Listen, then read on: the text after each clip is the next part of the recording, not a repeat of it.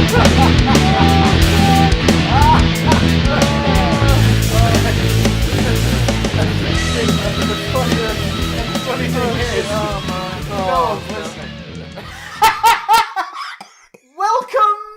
boys, girls, and the pillow that Matthew's smothering himself with. Oh, God. To Big Damn Cast. A new podcast that's just arrived on the scene. Yeah. This is the first episode. The first ever episode. Well, there's a one in the number. There is. Somewhere.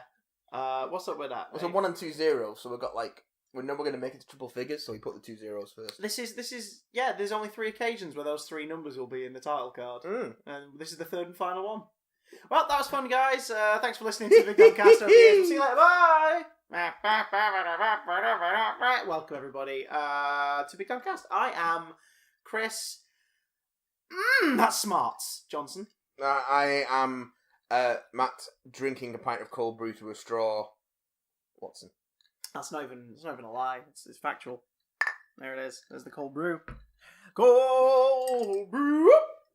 What's up with that? What is up with that? That's a good question. Welcome to the 100th episode. It's pretty loose and fancy-free this week because we wanted to just like my butthole. Ask you guys who've stuck here for the last 100-odd eps, for which we're very grateful, you swines. Yeah. What have been some of your favourite moments? You've been emailing in. We've got a bunch of emails to look through. We've got bits and pieces of news. We've got some bollocks tweets. We've got a couple little debates. Actual bollocks tweets. Some of them may as well be. May as well be pictures of testes. Sweet, salty fun. Tested tweets. That's sick. And Tweetsticles. Okay, that's better. Tweetsticles. We've got some tweetsticles. What's up with that? What's up with that? So in case you're wondering what the hell we're talking about, just before this, I forced Matt to watch an SNL. Actually forced me at gunpoint. One with that sketch from 5 years ago, and they're wonderful. And I argue that Keanu Thompson is one of the finest comedy performers working today. I mean, wonderful is a strong word, but I enjoyed it.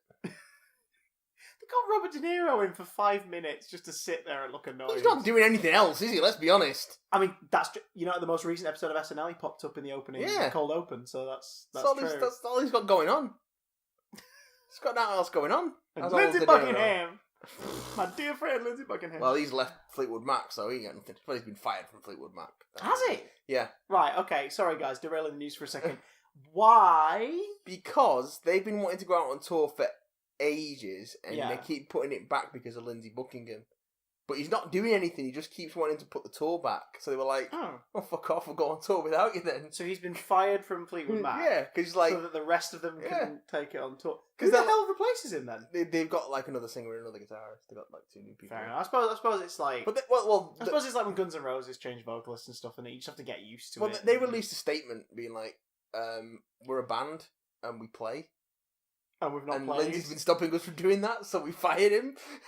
Fair enough. We're a band. We go on tour. That's what we do. And then they'll make it into a business thing because in about 5 years' time, whatever, he'll go. Oh, go on, I'll do it. And then it'll be the reunion tour, and everyone will pay out the arse. The other reunion tour. Yeah, well, there you go. Oh god. Oh god. You say he got fired, but I heard it was just rumours. Oh, fuck off. Such a bastard. Why have I done 100 of these? Because you love a bit of... Sorry, I should rephrase that. How have I done 100 of these and not throttled you? Well, not on mic. Well, I suppose. And not fatally. No. Just sort of... Never look at me in the eye as well. No, well... I always find because I'm doing it from behind. That's true.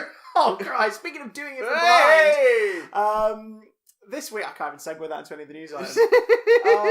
This week, rumours are abound because there's been another press conferencey thing where companies are announcing bits and pieces. Specifically, Sony this week. We got a first look at. Let's start with the trailer. Mowgli. Andy Serkis's long gestating Jungle Book adaptation. Yeah.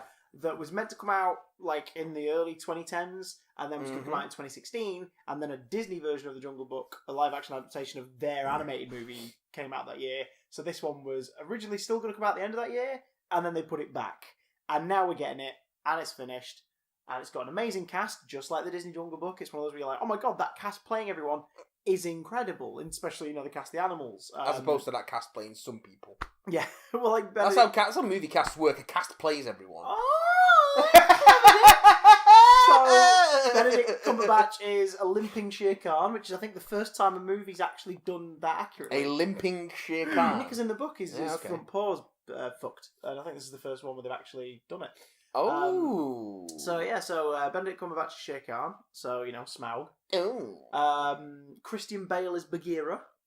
Is he now? He is indeed. Well, don't tell him that, he'll get really upset. Dirty swag. Hey! Andy Serkis is Baloo. Dabba-dee dabba die dabba dee Andy's directing. Kate Blanchett is Car, so they've gone the female Car route as well. Carte Blanchett. That's... Doesn't work as well as Scarlett Johansson. That one, I better. Yes, I like that. But I think I'll say for the central cast, it's got a lot more animals from the books. Like there's no King Louis, but there's like the Bandalog and things like that. What about the titular Mowgli? I'm not sure what the actor's name is. I'm going to look it up because... It looks like they've put him through the frickin' ringer. I don't do research. It looks like they've put him through the frickin' ringer. Like, Neil Sethi had it easy. John Favreau was like, sit on this rock, talk to this ping pong ball. Sit on this rock and talk to this thing. Do you know what I mean? This kid, it looks like they've just gone, and let's throw you into the middle of some dirty jungle. There are more humans in this. Yeah, they're focusing, there's a village is a big part of it. They're focusing a lot more on like Indian culture, which is really good. I mean, at one point, it looks like they're literally, there's a Holi celebration. Like, the splattered paints and everything. It's like, okay. Oh, that's pretty cool. And it looks like he spends time living in the village as well, because I think he's caught as a wild kid. So it's more based on the Rudyard Kipling books, but it's an original plot. So like Serkis is basically it's like a comic book adaptation movie in the sense that Serkis has just gone, let's take these themes and ideas and everything, and maybe these specific set pieces and do them as a film. Because the Jungle Books themselves last over 10, 15 years of the character's life. So the kid playing Mowgli is a young fella named Rohan Chand, and he's British. He's American. No, in the film though, he's gone for a British accent. Oh right, yeah. And he's speaking very much like Book Mowgli. Like it's he's not just like hey Baloo. Like he's saying I'm neither man nor a wolf and all this stuff. You're like, yep, the book. Everyone in the book speaks like a Christopher Nolan movie character. Ooh, Tom Holland is in this. Is he? Yeah. Is he playing? Tabaki?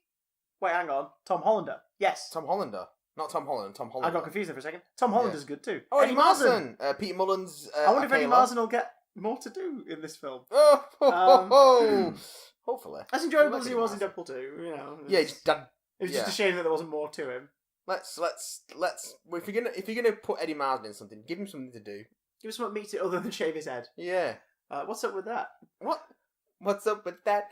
Not all from the wasting Sony actors. What's thing. up with that? Not all from the Sony thing. What's not all from the Sony thing? We got a title for the Lego Movie sequel.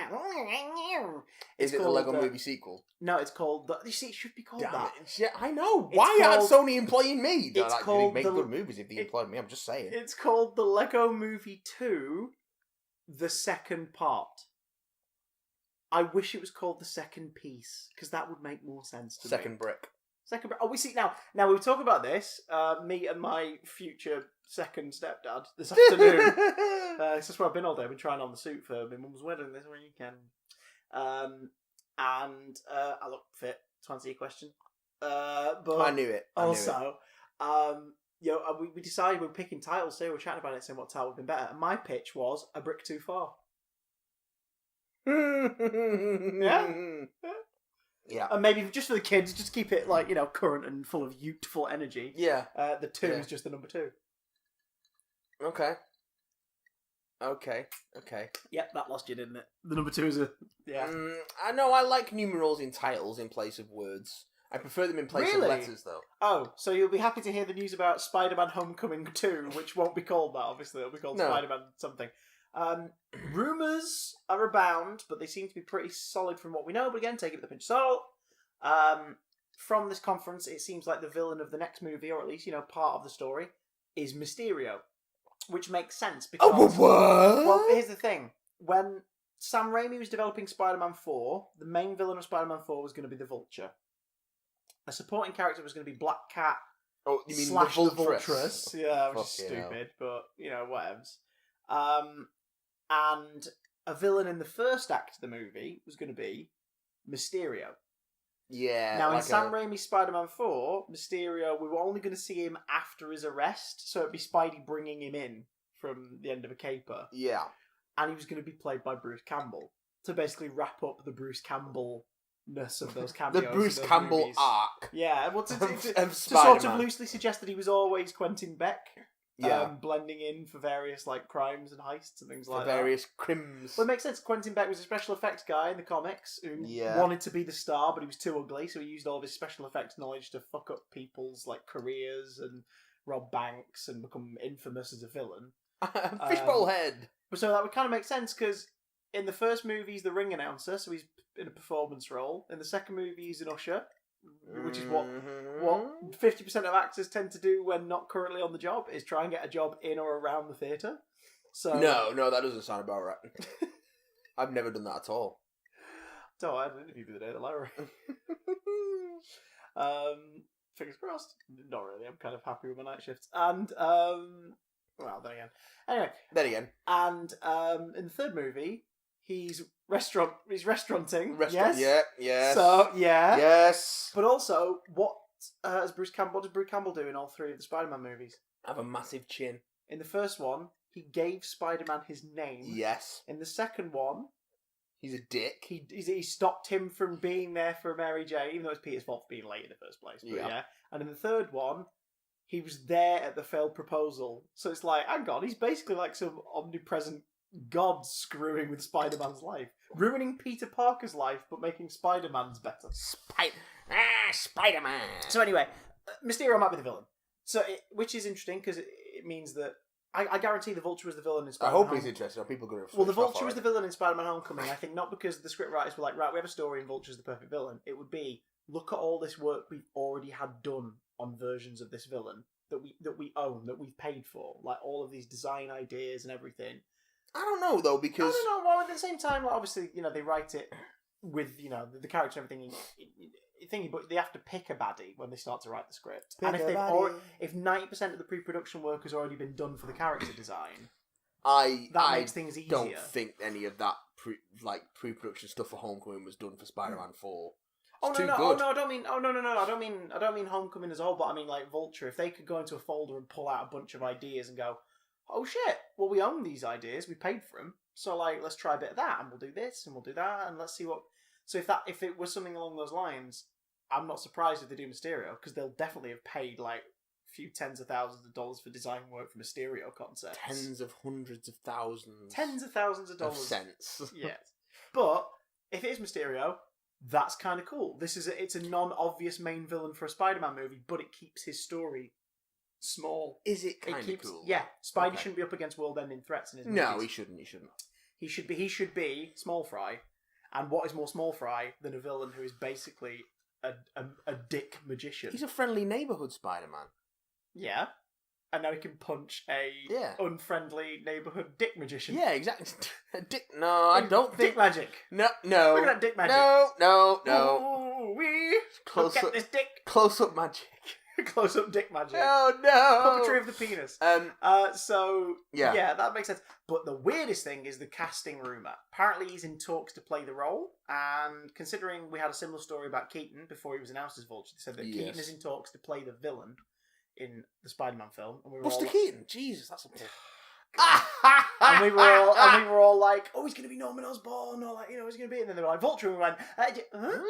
Oh, okay, Keaton's in it. Fair enough, let's see what happens. And it was freaking great. Yeah, it was really good. I wouldn't be surprised if this is true. Jake Gyllenhaal is rumoured to be playing Quentin Beck / Mysterio. Oh, those eyes, though. Well, that's my thing, right? Would you copy and paste his eyes and put them on the collar? He's collar of the cape? He's just so dreamy. Oh my god, imagine it. See, we've never seen Mysterio in live action. Imagine if those eyes on the things that hold the cape on blink. Oh! That'd be freaky. I like that. That'd be freaky. That. And you could go different routes with Mysterio. It could be the plain goldfish bowl. It could be like the bowl in the midst of like a bunch of smoke coming around it and stuff. There's been Mysterio where it's been a bowl and it looks like flames around it at all time, like a blue There's flame. the ultimate version of Mysterio, which is the blue flame head. Yeah, who is full-blown supernatural and then gets brought into Spider-Man and killed off in... No, hang on, he's the main villain of Spider-Man, isn't he? It turns out, they're like, oh, it's Mysterio. And they're like, oh, wait, no, this is Mysterio, but hang on, wait, where the hell are you from? And it's the one from the Ultimate Universe. Yeah. Who'd been in like one story, I think. I think so. He made like one appearance, I think, and then he was... No, that's it. Yeah, he appeared in an arc in early Miles Morales. No, it wasn't early Miles Morales, it was early... I'm sure it's early Miles Morales because he kills off Kingpin. No, it's... Oh, is it after the first reboot when it becomes Peter Parker Ultimate Spider-Man? Yeah. Because he kills off Kingpin. I was always annoyed because Kingpin was the best villain of the Ultimate Spider-Man series. And he just gets killed off at the start of an arc. Hated it. But here's my thing, right? And obviously they break with tradition a bit. Vulture was never, a construction worker who decided to screw the government over. Like, he was a scientist who was like, oh, you're screwing my experiments, you're going to fire me? Well, screw you, I'm going to take all my tech and commit robberies. Was he a scientist or was he just an old guy? I believe Adrian Toomes was a scientist. He was like an engineer working for the labs, and I think he designed the flight suit. I don't think they were like, go away, you! So he stole everything he could and he turned it into a suit and started committing crimes. But of course, back then, stealing tech and turning it into a suit means wearing a green onesie and wings on the arms. Yeah. And then building one in prison. For some reason.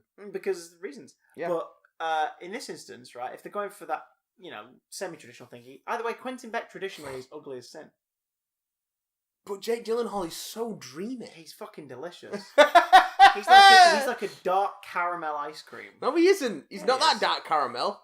But also, wouldn't this be creepily full circle? Do you remember his previous attachment to the Spider-Man franchise? What was his previous Spider-Man Right, franchise? so Spidey 2002 comes out, does really well, and pre-production of Spider-Man 2 begins immediately. Yeah. During the pre-production of Spider-Man 2, Tobey Maguire films Seabiscuit and gets a really bad back injury. And they're like, we're going to have to delay filming for Spider-Man 2.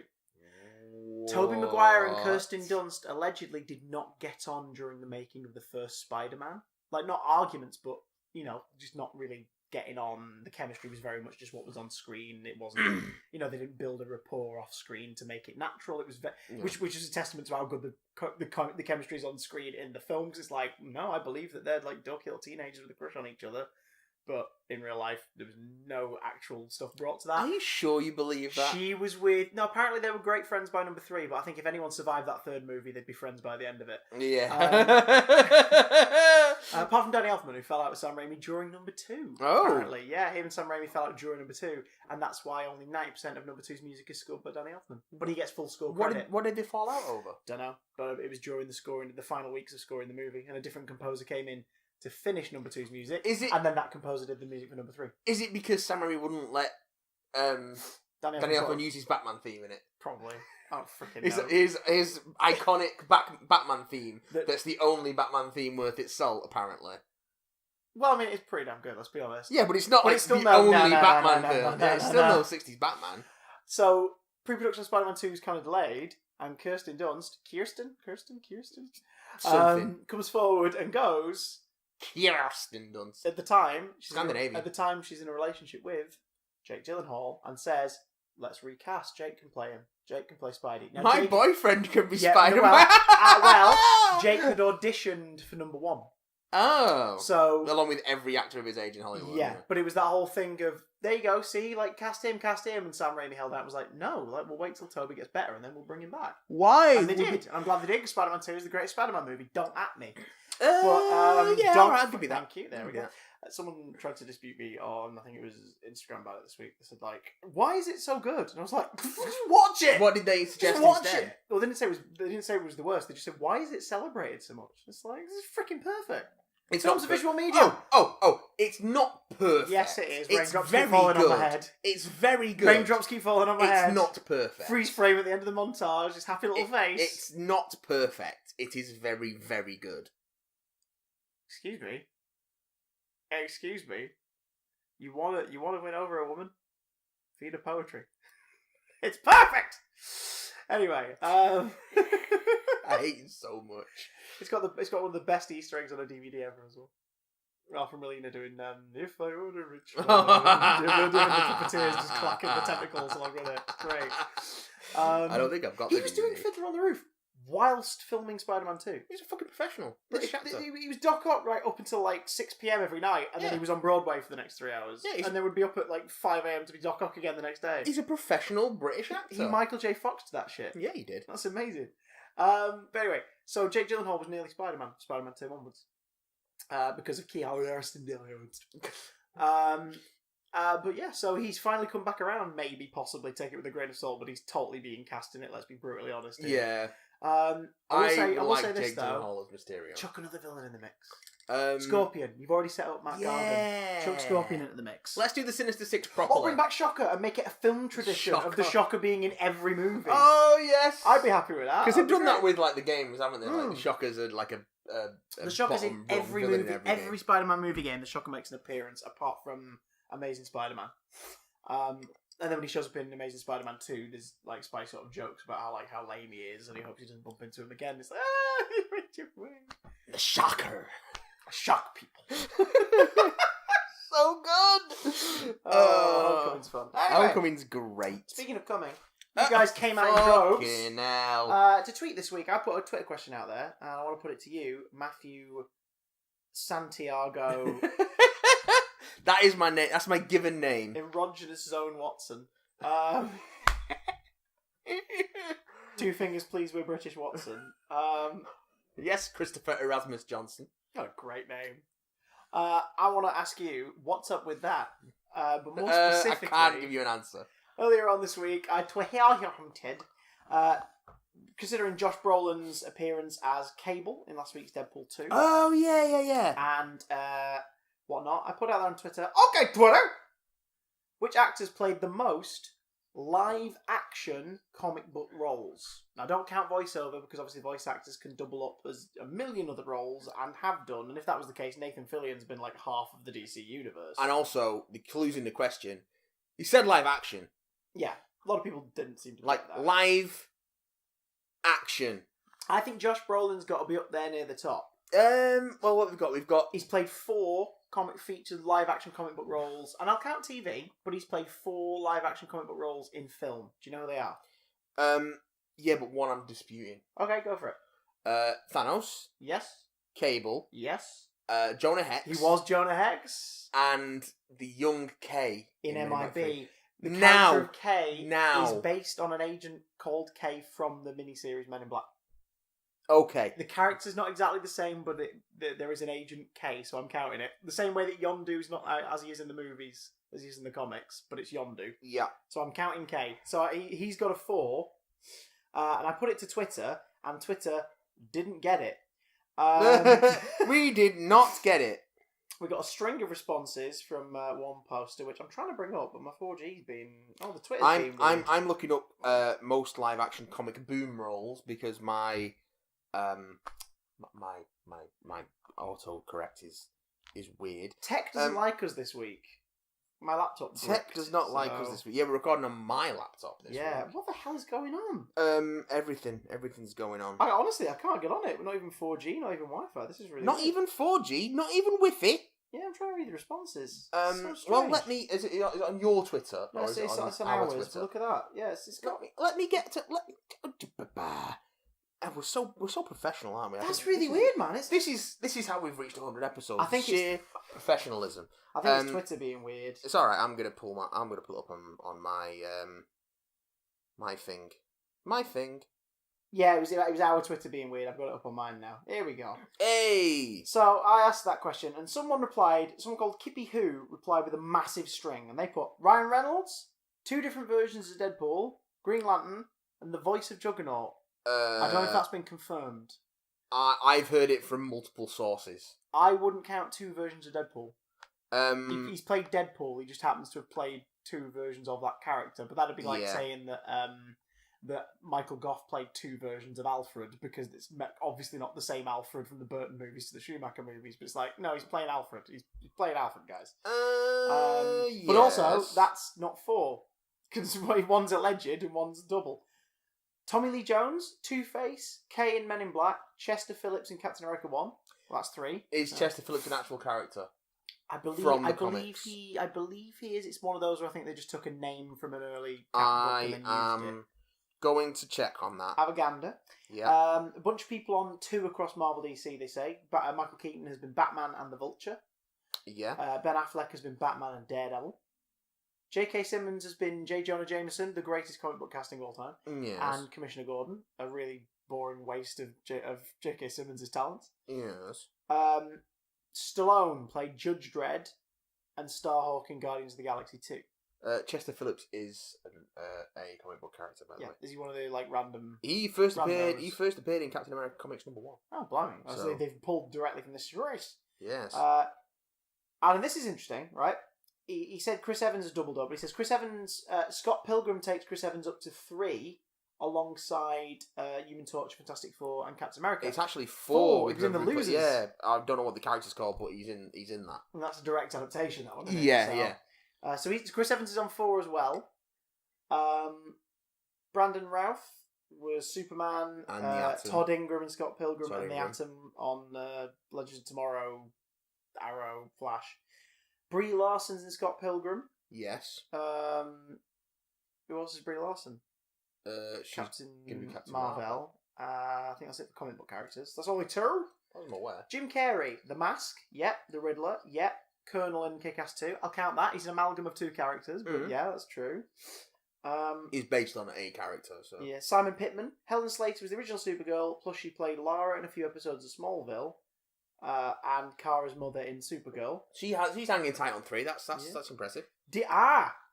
Dean Cain was Superman in Lois and Clark. He was a villain in an episode of Smallville. Yeah, he was Jack the Ripper, wasn't he? The character they implied to be Jack the Ripper. Okay. Plus Kara's father in Supergirl. Yes. Yeah. So Dean Cain's up there. Dean Cain's on 3. Because Because they like to bring back the older actors for the CW shows. Yeah. As like come and do this thing because people like you. You're good, kid. You're a good kid. We like your face. What about David DeSmolchin? See, now DeSmolchin's been in many comic book things. But I don't know if the direct. His character in Flash is. Who was he in Flash? He was a villain in Flash. White-haired guy. I think he was time traveler. Not Doctor. I can't remember the name of the. Right, I'm using Siri because I ain't writing his name. Here we go. David DeSmolchin. David DeSmolchin. It got him in one go! Oh my days! Nice one! Let's see who it was he played in The Flash, because DeSmolchin's done quite a few. Abracadabra. He played in The Flash. Abracadabra. Abracadabra. Abracadabra. I want to trade you and evolve into Alakazam. Oh. Kurt in Ant-Man, but I don't think Kurt's based on anybody. I don't believe so. Yeah, that wouldn't be him playing a comic book character in live action. That's him playing a character in a live action comic book movie. Yeah. Not the same thing. Oh, not the same thing, you see. I think you find it's not the same thing. Oh. They're very, very different things. Be very, very careful. Comic book movie roles. Very careful. Very, very careful. I was doing more so. Rebecca Romaine. She's Mystique. Mystique in the first round of X-Men movies. The good Mystique. Yeah. What else? She was in Punisher. I think that character's from Welcome Back, Frank, isn't she? That she played in Punisher. Yeah. His neighbour. Yeah. Yeah. So that's 2. I'm sure she's done more, but I might be having a moment. Anyway, if you can think of anybody, guys, let us know. bigdamcontact@gmail.com. But I just thought it's interesting that comic books have been adapted so much over the last 30 years in particular that we're at that point now where actors have doubled up. Like, actors have played roles in both and giggity. Halle Berry was Catwoman and Storm, although... one she'd like to forget, and the other is Catwoman. And also, she's not any recognisable version of Catwoman from the comics other than she's called Catwoman. Yeah, I mean, I'd give it to her because the character's called Catwoman and it's a DC film, so I'd give it to her. But you're right. Yeah. Ray Stevenson. Ray Stevenson was the Punisher and also was Volstagg. Spoiler alert. John Bernthal is the Punisher and was also Shane on The Walking Dead. Yeah. Yes, that's true. Yeah.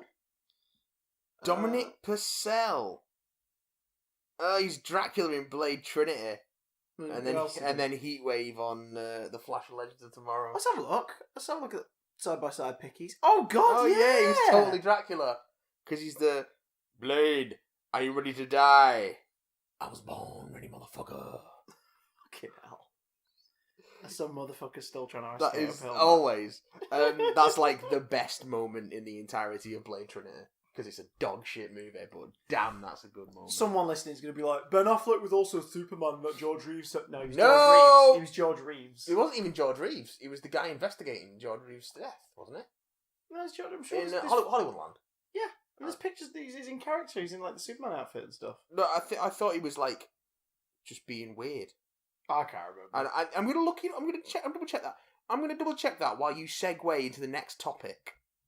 The next topic. Whatever the next topic is, I have no idea. Well, that's the thing. This week, guys, there's not been a lot of big news, and it's our 100th episode. No, I should rephrase that. There's not been a lot of big news that we give a shit about. That's very true. Hey! There was a wedding or something at the weekend. I didn't watch it. I was hoping that town would be empty enough that I could go to the Apple shop and get a Genius Bar appointment. Nope. They were like, yeah, can we see you in 5 days? I was like, I'm freelance. This is crippling to me. No penny. No penny. But anyway, so whatchamacallit? I did catch like some highlight stuff of the royal wedding afterwards. Who was it Bishop Curry? He was bloody lovely. What was I supposed to be looking up? Hollywoodland. Yeah. Bishop Curry gave that lovely speech where he basically summed up the one thing that I did think was really cool about the royal weekend, because I'm a bit of I'm not anti-royal, but I also just couldn't give a shit. But no, yeah, he was George Reeves. Sorry, it's alright, sure. Yeah, but he summed it up beautifully. He says like, love can bring people together. Look at this, the whole world's eyes are on us right now and paying attention because two kids fell in love. And it's like, yeah, when you put it like that, it's really sweet. Yeah, this is good. And it's also really cool to see African American culture brought into the wedding as well, especially by people who represented. But also, like, the choir was a gospel choir. Yeah. And they did a fucking gorgeous version of Stand By Me. It was like, yeah, this is great! Wait, I like that you didn't watch the wedding. No, I watched highlights afterwards. Matthew Watson. Yes. Because my laptop being down, I got to go through my office yesterday. I had a big clear out of the office. The office looks fucking pristine. Oh dear God, what have you got in that bag, Christopher? The office looks fucking pristine. The tack cave looks beautiful right now. Meanwhile, this front room looks like a bomb site because I'm moving in 2 weeks. You've got an excuse. In less than 2 weeks. You've got an excuse. I live in my house and my office has looked like a bomb site since I moved in. But, I mean, mate, I've gone overboard. Like, I went to B&M's and bought, like, 6x4 photo frames for £4. Because, you know, the Black Panther Odeon prints I got. Yeah. They're framed in a row above the door now. Like, I've been very framed. good. I've signed Scott Young pieces on the wall. I just tried to make it look nice, you know what I mean? Really nice Superman print that I've got put up. But, yeah, while I was doing that, I found a bunch of mags that I bought over Christmas. Show me. While I was in Lincoln. Show me. Because I bought stuff to read in the first week. Mm-hmm. And one of the things I got was a big old... This is actually from the tail end of summer, but I think I bought it on the press day to read on the way home. Yeah. One of them was a big old summer wrap-up with Spidey on the cover. And inside was, like they occasionally do, was a free gift. I would like to test us on the fly with this free gift. All right. The free gift is... The Total Film presents the Ultimate Comic Book Quiz. All right, let's. There's no way we're getting through this whole shitting thing. Oh, I don't know. But I think we challenge each other to a couple rounds each. All right, okay. And see what happens. Are you up for this piece of shit? Are you up for this piece of nonsense, son? Yes. We claim to be a pop culture podcast, but how can we walk that talk, son? So, without further ado, ladies and gentlemen, two lifelong fans of useless bullshit. Answer useless bullshit questions. Yeah, reluctantly or... Not reluctantly. No, not relucantly in this case. Now, would you like an easy or hard set for... Let's have an easy one first. Yeah, let's have a warm up. Just go, let's just work through it and see what we get. Pick a number, lad. Pick a number between 1 and 49. 42. 42. Well, I wonder why. Right, in that case, the round you have chosen is round 21, comic strip movies. So, let me just... I'll get the answers up, but I have no idea if this works. You ready for this? Okay, alright. Straight out of the funny pages. Here we go. Right, okay, Matthew Watson, your first round. Yes. The prize for this is dignity. Fucking hell. Just a spoonful. You know? Okay, just a spoonful of dignity. Don't overdose on dignity. No. Question 1. Name the comic strip created by Alex Raymond that was adapted into a 1980 movie, soundtracked by Queen. Flash Gordon. Fuck yes. Yeah. In which movie does Bill Murray answer, Garfield maybe, when he's asked if he has any regrets? Zombieland. Yeah. That's wonderfully tenuous, isn't it? That's a good one. I like that. What's the name of the 2006 sequel to Garfield? Oh! I know this one, but only because it's Lou's mum's like guilty pleasure movie. Oh! She's got great taste, but she loves this It's film. one of the... God... I'll give you a clue. It's a riff on the Prince and the Pauper is the plot of the film. Oh... You can come back to it if you want. No, I don't know. Pass on that one. Pass on that one. Okay. Would you like to know? Yeah. A Tale of Two Kitties. Oh, fuck off. That's ridiculous. Who directed both The Addams Family, 1991, and Addams Family Values, 1993? Barry Sonnenfeld, wasn't it? Fuck yes. Yeah. Who played the role? They're so good, aren't they? So good. They're so fucking good. So good. Who played the roles of Gomez and Morticia Addams in those movies? Raul Julia and Angelica Houston. Fuck yes, he's so good. Oh, and they're both exquisite, but like, there's just something about his delivery. I love the fact that in so much of, particularly the second one, Angelica Houston, it's just her eyes are lit. Yeah, her eyes are lit in like a strip of light. Every shot, her eyes are lit. That's it. Brilliant. It's just a subtle reference to really Dracula. Good. Yeah, it's brilliant. It's so good. Do you know what I love about that as well? Is that in those movies, those two have this beautifully balanced mix of they look stunning. Oh yeah, and fucking creepy at the same time. Yes, like, it's so well done. And who played them in the direct-to-video Addams Family Reunion in 1998? I know Tim Curry played Gomez. Yes, he did. And he was pretty good. And then he didn't follow into the show that came afterwards. Daryl Hannah played Morticia. She did indeed. Oh, I've not seen Addams Family Reunion. Here's one close to my colon. How was Dennis the Menace, the 1993 movie, retitled in the UK to avoid confusion with the Beano character of the same name? So when the Dennis the Menace movie was I remember this in the coming out, 90s, because it was the American version of Dennis with the blonde hair. That there was a cartoon, Mr. Wilson, and all that stuff. Yeah, they both characters. Creepy fact: both characters, based on point of origin, were created in the same year by separate people who never had contact with each other. It'll just come from the fact that the name rhymed. Two people came up with the same name and then created a story about a naughty kid. I remember it coming out, but I think, wasn't it just called Dennis? Yes, it was. Oh, okay, yeah, alright, nice. Name the 1999 Studio Ghibli feature that was based on a newspaper strip about everyday family life.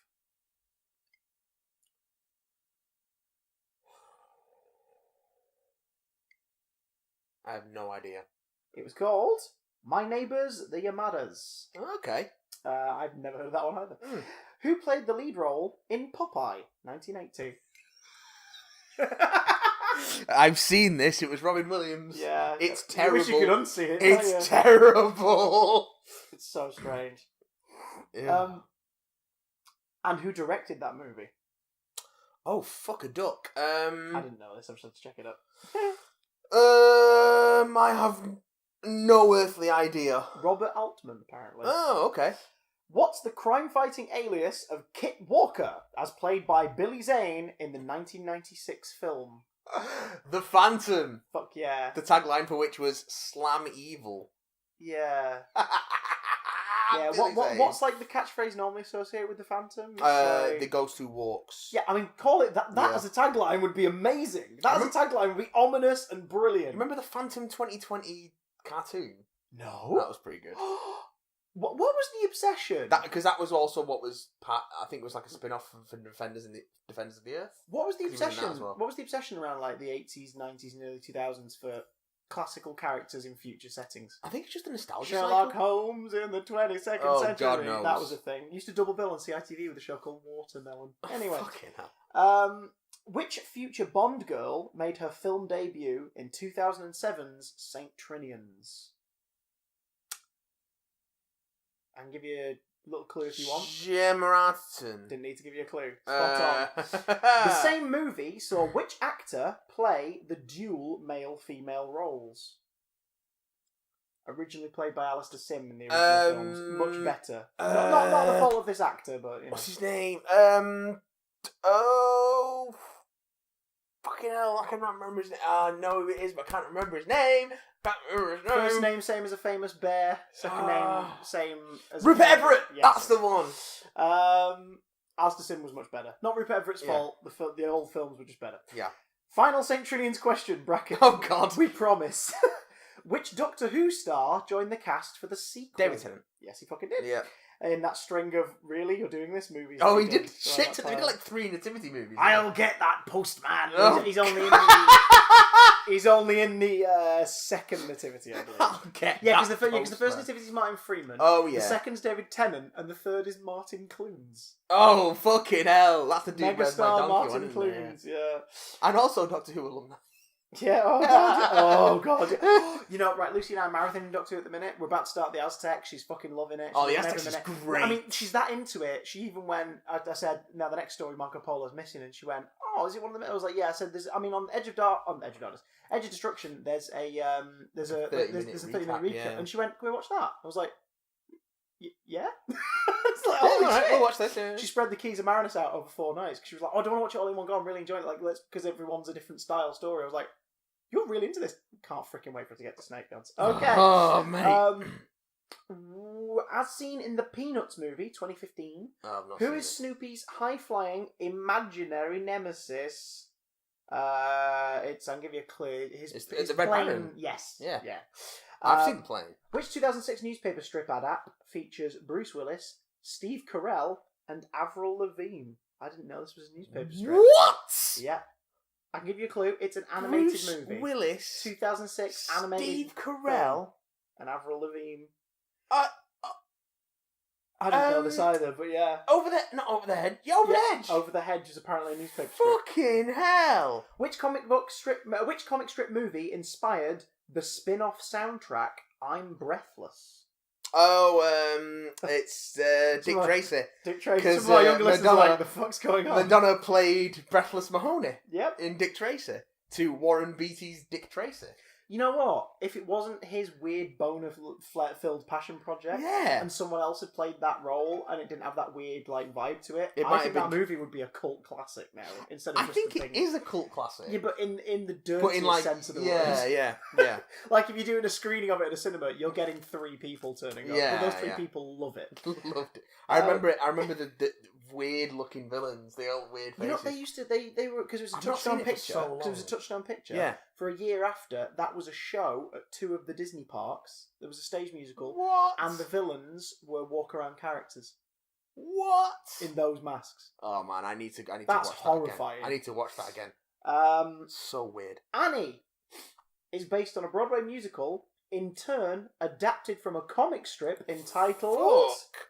It's obvious. Little Orphan Annie. There it is. Yeah, don't overthink that one. That is really obvious. Jesus. Who plays the title role in the 2014 Annie? I'm sure this is wrong. No, it's not.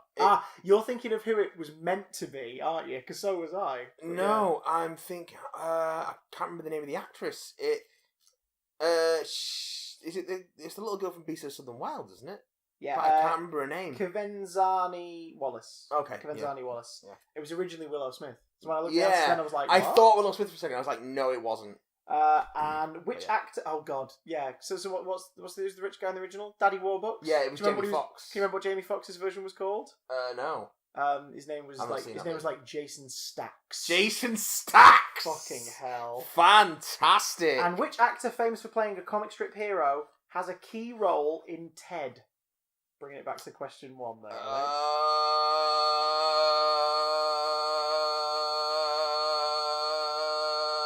He also appears in Ted 2 apparently, but I've not seen that one.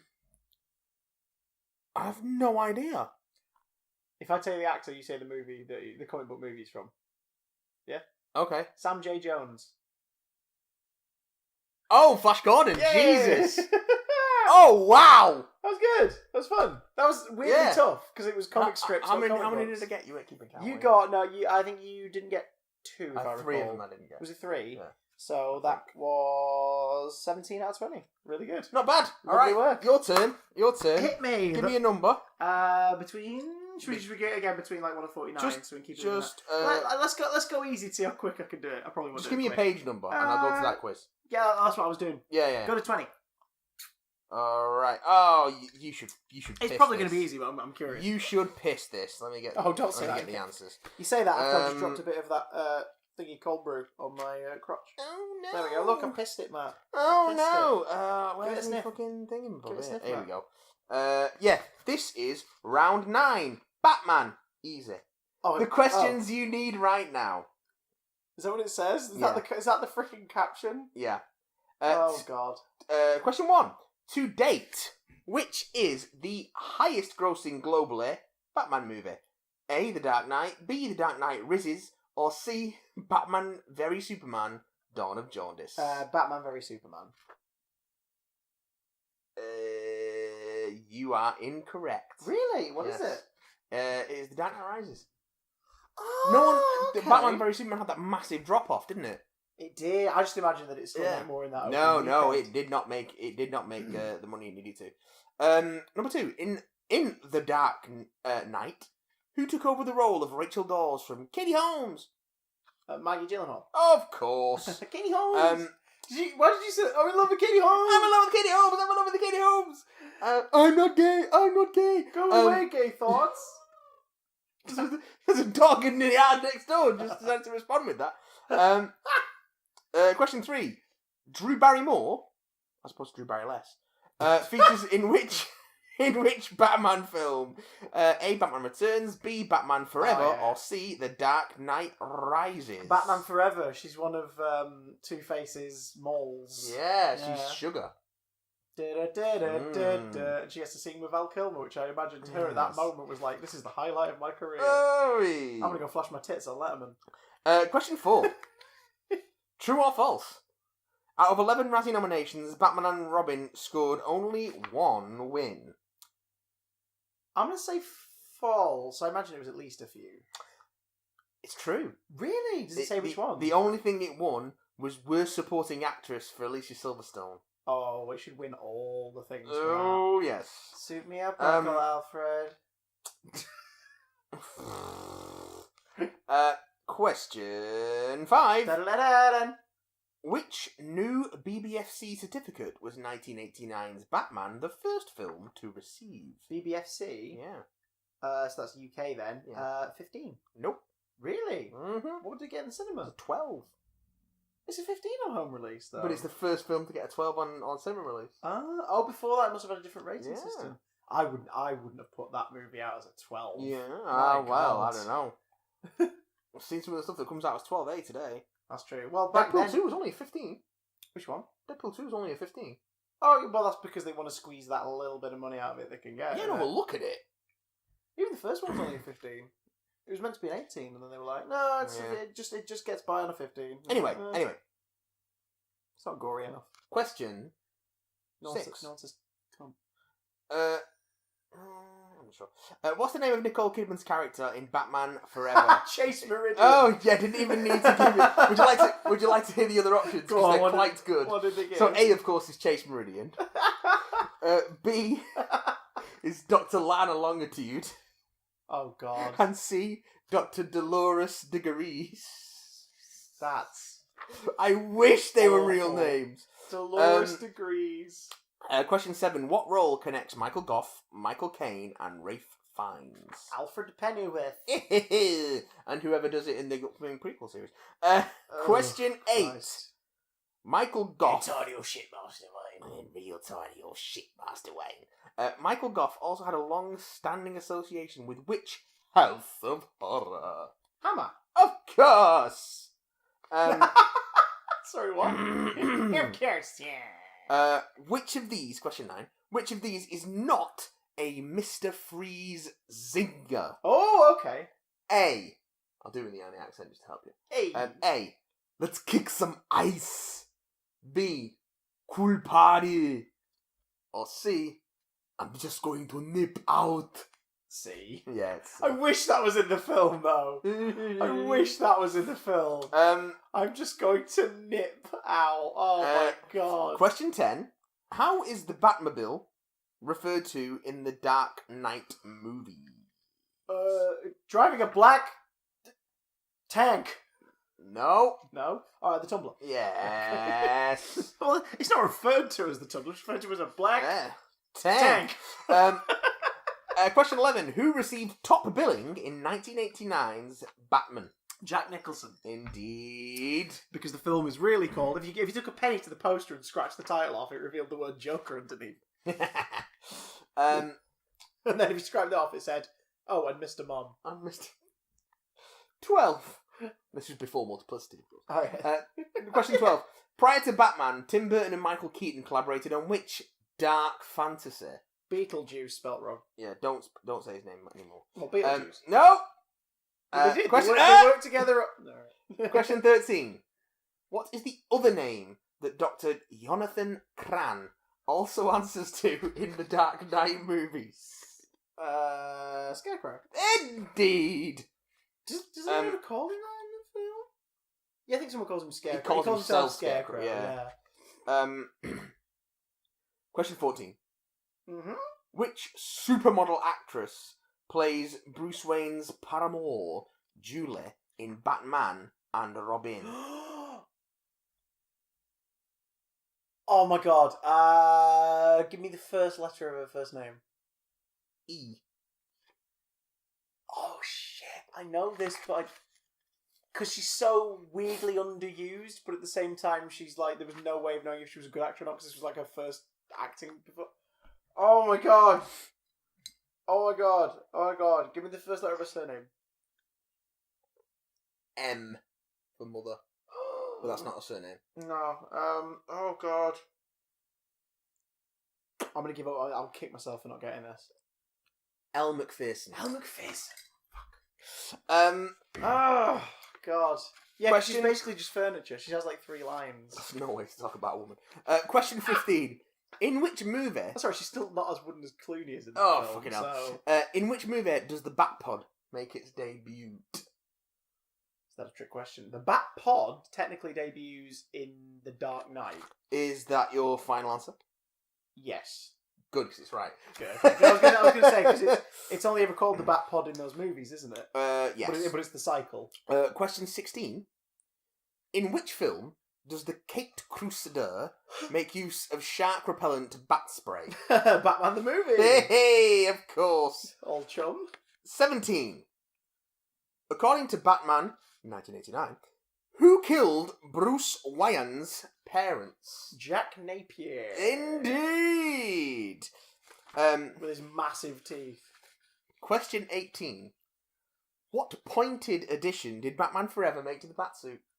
Nipples. Hey, of course. Well, there's the second Batsuit in the movie has the nipples. The first one doesn't, because it's just the Burton one, basically. Yes. But yeah. No, it does have the nipples. It's not like pronounced, because it changes that suit like halfway through, doesn't it? No, it has the nipples. Great way. No, because I thought he had the yellow circle, and it was more like the '89 suit. Yeah, but it still has nipples. And then did he already have? So they resculpted the '89 suit and gave it nipples. Yeah. Oh no, but it's meant to look like the other one, because then for the rest of the film he's got like a slightly altered version with a different chest, and then at the end of the movie he's got like the we're selling toys version. Maybe I'll have to watch it again. Any excuse to watch Batman Forever again. It is terrible and wonderful at the same time. It's terrible, but it's the only one I had on VHS as a kid, so I've got a soft spot for it. It's so you, and it's so you. Question 19. Yeah. Does anyone else feel like a fried egg? True or false? The Joker's real name is never revealed in The Dark Knight. True. It's true. And finally, question 20. In Batman the Movie, Lee Merriweather takes on which role previously played by Julie Newmar? Catwoman. Indeed. And she plays it just for that film. Then Julie Newmar reprises it in the show after that, and then Eartha Kitt takes over in Batman Series 3. You got that one wrong. You got that one wrong. Yeah, they completely recast the ethnicity of the character, and it's never brought up, and it's never explained away, and they just move on, and it's like, yeah, there you go. That's how you do it. That's how you do it, team. I think I got 4 wrong. You did indeed get 4 wrongs. 16 out of 20. Yay! Hit me with another cocker. We'll do one more each, and then we'll get into email. We'll do one more each, and then we'll try and do the fucking mega hard, whatever the last page one is. All right. So go on. Right. I'm just going to flick forward in the book, and you say stop. Stop. Round 23. Oh, I'm so sorry. Oh, okay. Hit me with Marvel TV. Oh no! Oh no! Don't worry, it's not MCU TV specific. But hit me with your rhythm stick. 70s TV Spider-Man Nicholas Hammond is also known for which 1960s blockbuster musical? Ah, fuck a duck. 1960s blockbuster musical starring Nicholas Hammond. Yeah, he's not like the title character or anything. He's part of the ensemble of the movie, and it's a fucking famous musical film. If someone said to you, like, name the top 3 like most famous musical films of all time, this is definitely What's that story? Nope. Oh, I don't know. So name the top 3. Like, you've got 2 more slots. I'll name. Oh, fuck it. I don't know. Hills are alive, motherfucker. The hills are alive with the sound of I'm Peter Parker, teenager who looks about 40. Right, no, fair enough. Who played the Green Giant's alter ego, David Bruce Banner, in The Incredible Hulk? Oh, it was... what's his fucking name now? He's got a comic book style name. He's got a cameo in Bill Bixby. Yes! Yeah. Interesting fact for the listeners who didn't know, he's called David Banner in the TV show because the network executives that commissioned the show thought Bruce was a gay name. and the heterosexual ladies watching the show would tune out if they thought the character was gay. And yet, also, in the comics, he's interchangeably seemingly called Bruce and Robert. Yeah. Robert Bruce Banner. Who knows? I think Robert and Bruce Banner happened just because like Stan forgot the name half the time. Wouldn't surprise me. But it's just like, wow, network execs. You creepy. You creepy boys. You creepy and homophobic. Speaking of homophobic, how many episodes did the show run for? A, 62, B, 72, or C, 82? I don't know if this counts I don't think this counts the TV movies. I think this is the show. I'm going to go for 72. Close, 82. Close. 82. Wrong. Well, they're all technically any answer would be close. Yeah, okay. The TV movie, The Incredible Hulk Returns from 1988, yes, sees our hero team up with which other Marvel icon? Now, he teamed up with 2. Yes. But you've got to figure out which one. So this film, just to reiterate, the film is The Incredible Hulk Returns, not The Trial of the Incredible Hulk. Oh, it's going to be Thor then? Fuck yes, yeah, because it's Daredevil in Trial. Yeah, can you remember who the villain is in Trial?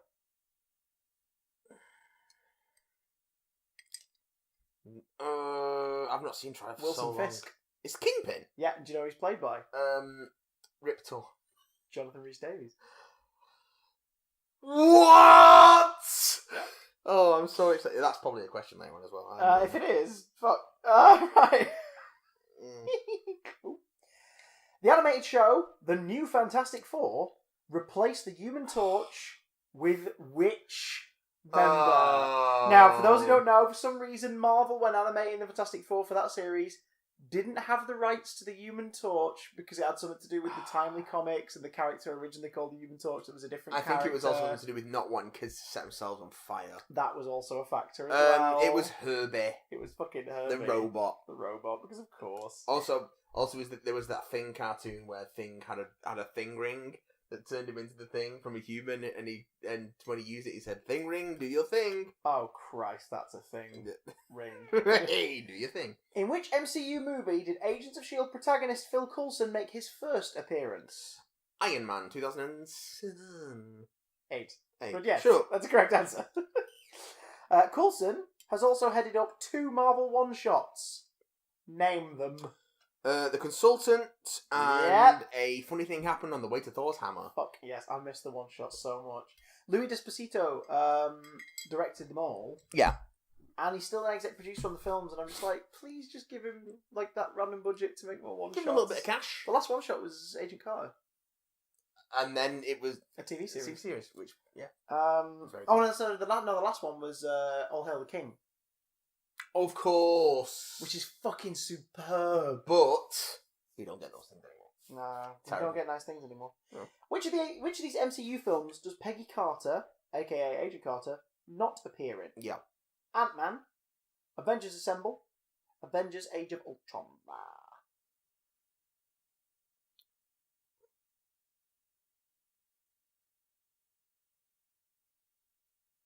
Age of Ultron.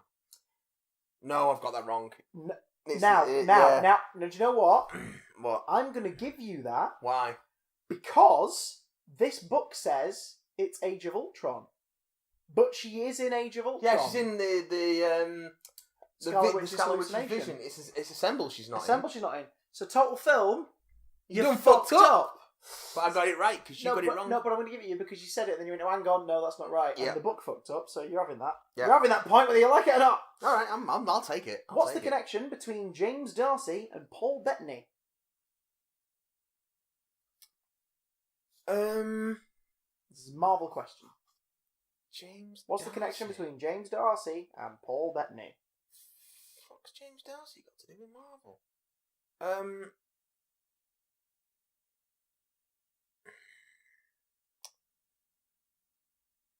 I have no idea. They both played characters called Jarvis in the MCU. James Darcy is Jarvis in Agent Carter. Howard Stark's butler and Agent Carter's sidekick. See, when you said James Darcy, for some reason in my head I was thinking the other James, not McAvoy, James, Jamesy Face. the guy who was originally the guy who's in The Following and was originally in and he's in Solomon Kane and he was in Jimmy Schmidt. He was the original V in V for Vendetta before Hugo Weaving took over. James Summer. I had him for some reason. Right. I was thinking him. That's why. Right. Oh, it's also confusing because I hear Paul Bettany now and I just think Vision. I keep forgetting. Oh yeah, he was Jarvis. He was Jarvis. Name the upcoming MCU series when this book was printed. Yes. That will be centered on a group of royal characters. Is it by any chance the cancelled? The Inhumans. Yeah, the rest in peace, the Inhumans. I was reading some classic Fantastic Four last night, and it was the first appearance of the Inhumans, which is great. If I remember correctly, is Crystal the first character they encounter? No, Medusa appears first as a member of the Frightful Four, and then Gorgon appears in a later issue to bring her back, and then Johnny Storm, pardon me, is out on his own, and he meets Crystal, and Crystal takes him back to their hiding place. Of course, I forgot that Medusa showed up as a baddie first. Yeah, shit, son. Also the Frightful Four. Yeah. Was Sandman in the Frightful Four at that point? It was in his weird, he's got like a cape and a mask and everything. No. Why do you look like that? It's just a purple version of his classic costume. No, later on he has a cape and a mask. But it's Wizard, Sandman, the Trapster, formerly Pace Pot Pete, which he's my favourite 60s Marvel villain, and because he's so crap, and Medusa. Condiment King, but with pace. Pace Pot Pete. How is the character Danny Rand better known? Answer sensibly. A massive wanker. No, Iron Fist. In which season of which TV show did the Punisher make his MCU debut? Oh, season 2 of The Devil. Yaha! And who's the actor who plays him? John Bernthal. Fuck yeah.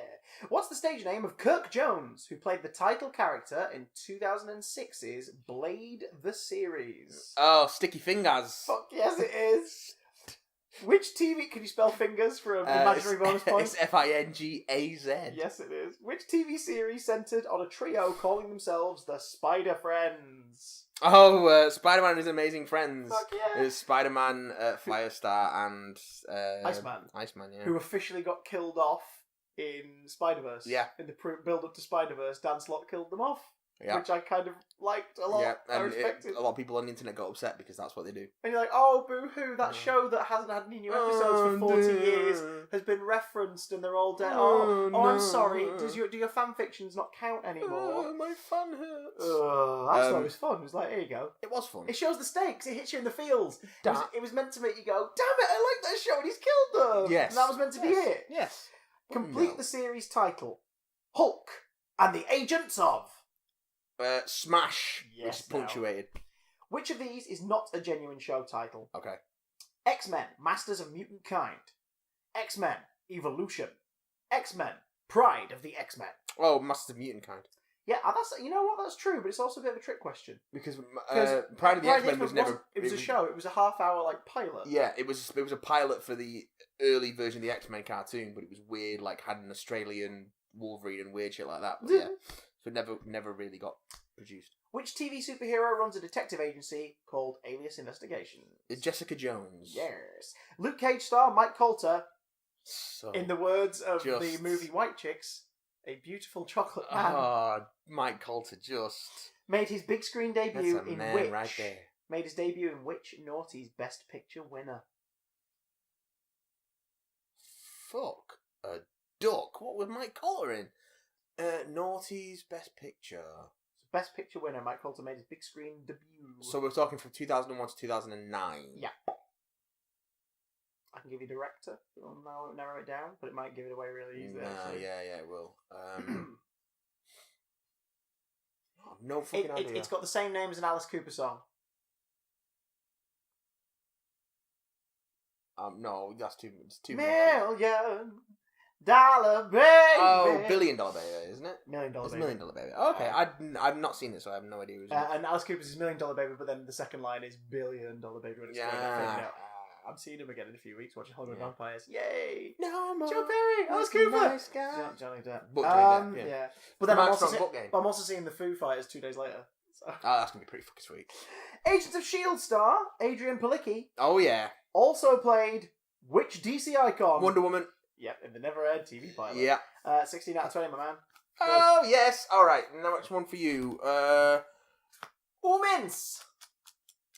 This should have been the podcast from episode 1. Just like each week we just do a quiz page and talk shit. Go! What we got? This is round 17. Aye. Quotes. Easy. Allegedly. Allegedly. Allegedly. One of them better be, I'm blank, and I'm the fastest man alive. Oh, you'll get these. Oh, shit my pants. Question 1. Which super baddie asked, why so serious? The Je care. Oh, yes. From which film? Dark Knight. Of course. Oh, do you have to name the film as well? No, you don't have to, I guess. But I'm gonna ask you anyway. Question 2. What's the final pre-credits line of Iron Man 2008? I'm Iron Man. Oh, yes. Question 3. The Hulk has a single 2-word line in Avenge Assembly. Yes. What is it? Puny God. Oh, so good. And question 4. Which actor says it? It's Lou Ferrigno. I didn't even need to give you the options. It is indeed Lou Ferrigno. Because Lou Ferrigno provided the vocal effects for the Hulk in Incredible Hulk and Avengers Assemble. Mm-hmm. He provides the roars for every subsequent appearance, but Mark Ruffalo now does the dialogue. Yeah. So when the Hulk finally said, Hulk, smash! That was Lou Ferrigno. In Incredible Hulk, it was Lou Ferrigno. Yeah. Yay! Question 5. You're a dick. To whom is Wolverine referring in X-Men 2000? A. Professor X, B. Magneto, or C. Cyclops. It is indeed Cyclops. It's like, prove it to you. You're a dick. Okay. Okay. I like it. Hey, you know the fight scene's intense when everything's lit in red for no reason. Of course, in the museum/gift shop section of the Statue of Liberty. Question 6. Name the Bat movie in which Alfred says, "Some men just like to watch the world burn." The Dark Knight. Of course. Question 7. Some men can't be bought. A ruby the size of a tangerine. I stuffed it at my buttocks to keep it safe, Master Wayne. And I give it to you. Your father died of dysentery. Carrying this ruby. Your father died of dysentery carrying this watch up his axe. And now I'll carry it for you. Question. Don't worry, I have given it a scrub. Question 7. Fucking hell, Megatron. Or was it Skeletor? Question 7. I'll do it in Skeletor's voice. Question 7. Oh, God. Fill in the missing blank from Batman and Robin. Oh. This is why blank works alone. Superman. Indeed. This is why Superman works alone. Indeed. The second reference to the wider DC universe in those movies. Yes. First one's in Batman Forever, isn't it? It's Chase Meridian mentions Metropolis. Half Metropolis by now, yeah. No, hang on, that's in... That's in Oh, it's in Forever, yes, it must be halfway to Metropolis. Yeah, yeah. Then that Superman is the final nail in the coffin, making us think, oh god, don't drag him down with you. No. Question 8. Which Avenger gives the command, Hulk, smash? Captain America way. Captain America slings his mighty shield. Yeah. I don't want you on that roof surveying this, that, the other. I love that fucking bit, just like, Hulk. Smash. So good. The shitty so grin from good. Hulk. It's like, yes. Oh, God. Question 9. In Spider-Man 2002, The second best Spider-Man, don't at me. Which character tells our hero, "You're not Superman, you know"? Aunt May! Aunt May! Simultaneously confirming those universes don't exist separately and it's just Spider-Man. Question. And it's also freaking adorable. 10. Yes. Which iconic line from Jerry Maguire does the Joker quote in The Dark Knight? You complete me. Question 11. In the same... You laughing that I'm just thinking of Lego Batman. Question 11. In the same film, which character name drops the title of the film? Jim Gordon at the very end. It's all very good, you know. It's the last line of the film, isn't it? Question 12. Wolverine has one foul-mouthed line in X-Men First Class. There's one line. What is it? Oh, God. This is actually tough because it could be one or two. Don't overthink it. Go fuck yourself. Oh, yeah, you're good. I remember we saw that in Hammersmith cinema. I remember just pissing with laughter when that happened. It was wonderful. Wasn't good year for superhero movies. I mean, they're far better movies now. That was First Class was alright. Thor First Class and Captain America First Avenger. Like, that's a pretty good year. Oh, and the Green Hornet, but I fell asleep during that. Oh, Green Hornet was... I fell asleep during the Green Hornet. I liked a lot of it, but it's not very good. Since reading Kevin Smith's Green Hornet, which is based on the screenplay he was pitching as a movie, I'm like, yeah, no, this is a better film. This is a better film than the film that was made. Yeah, it's the same story, except it's not about a deadbeat son. It's about two people taking up the mantle from their fathers. Yeah. And it's so much better. It's so much better. And it doesn't have a random James Franco cameo in the opening scene for no reason. Question 13. Who throws that line back in his face in Days of Future Past? Xavier, and he says it wrong. And, which Xavier? McAvoy. Yes. Because he just says, so what you said to me, fuck off. It's that's not what he said. And also, why would you say that? Like, who would say, I remember meeting you very specifically in the past at some point, and I'm going to say, fuck off. It's like, what? The screenwriter. Question 14. A movie that gets worse the more you think about it. In question 14, in Guardians of the Galaxy, Groot has one line that isn't I am Groot. What is it? We are Groot. Tears! So many tears! Delicious tear. Question 15. Which highly quotable character is known as the Merc with the Mouth? Deadpool. Ugh, look at my balls! That's the Weekly Planet's review. Look at my balls! Christ. No, it's not. That's the movie. Question 16. And in which movie did he get that mouth sewn shut? X-Men Origins Wolverine. It's so bad. Question 17. Which of these insults is not aimed at Rocket in Guardians of the Galaxy Volume 2? Okay. A. Fur-headed Zorro. B. Trash Panda. Or C. Triangle-faced monkey. Fur-headed Zorro. You are correct, of course. Question 18. Talking of insults, who does Loki call a mewling quim? Black Widow. Oh, yeah. This is his bargain, you mewling quim. I love that he got that line past the censor. It's gross, but it's so Loki. It's freaking great. Question... It's because it's wording. Yes. It's how it's worded. Question 19. And Americans ain't that smart in the censorship, please. Question 19. Is it though? It will be if you shut the fuck up! Kneel before... Zod. Who? Zod. Zod, indeed. Don't try and throw me off with your freaking Guardians of the Galaxy Who delivery. Question 20. What does the Joker always ask of his intended victims? I'm assuming this is referring to... Oh my god, this could refer to either of them. I'm guessing... Do you ever dance with the devil in the pale moonlight? And you would be guessing... Correct. Thank fuck.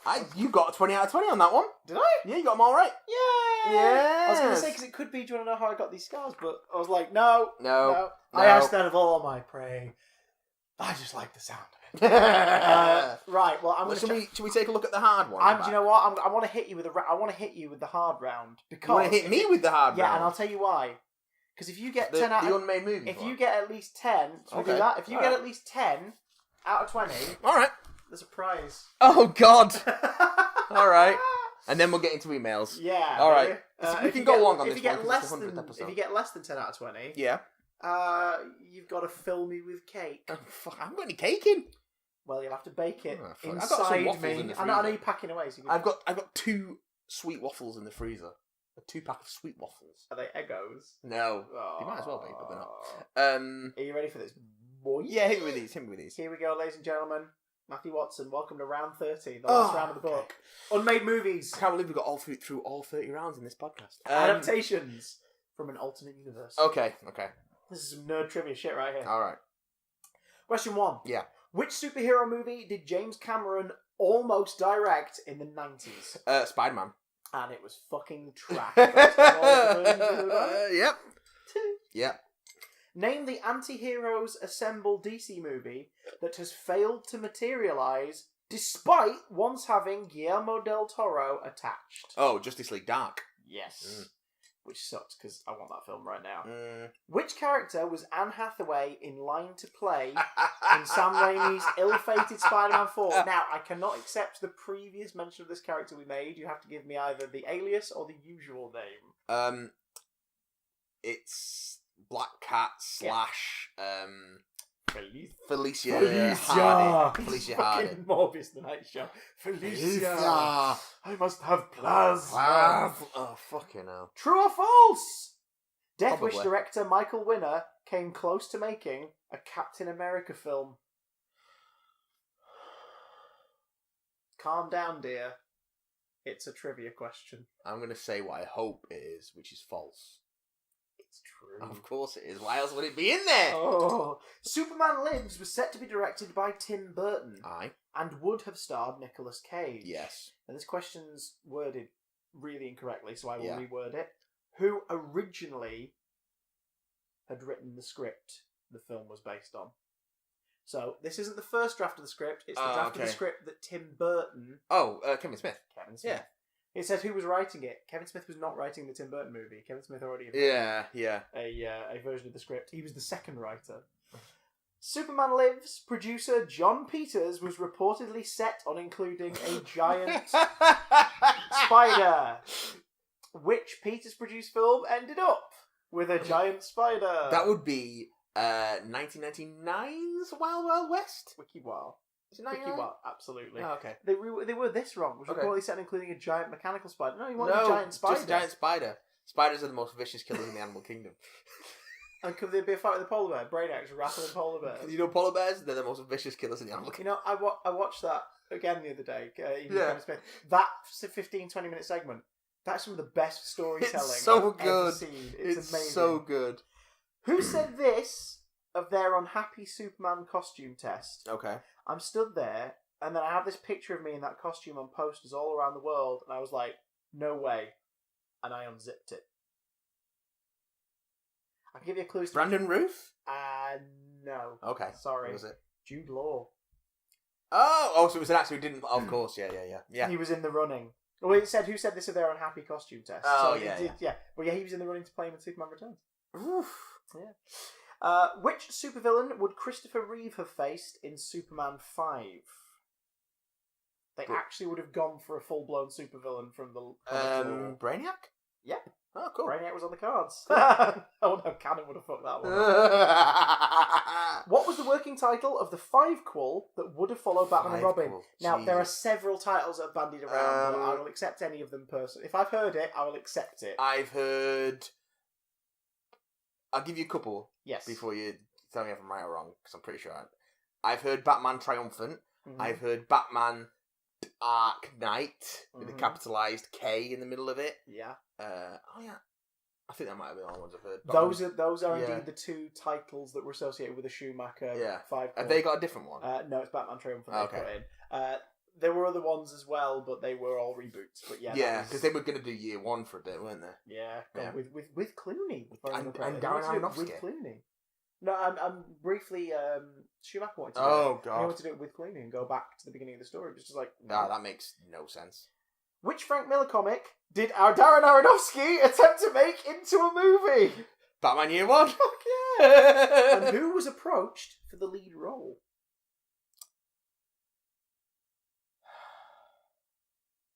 This I don't know, so I'm going to take a stab. Mm-hmm. And I'm going to say...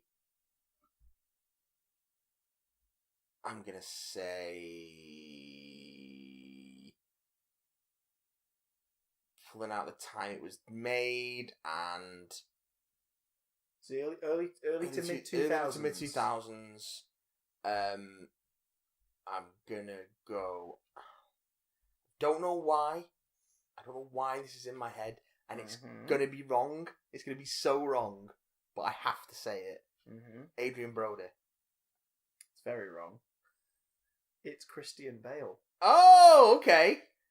Of course. They carried him over into what it eventually became, which was Batman Begins. Batman Begins. Yeah.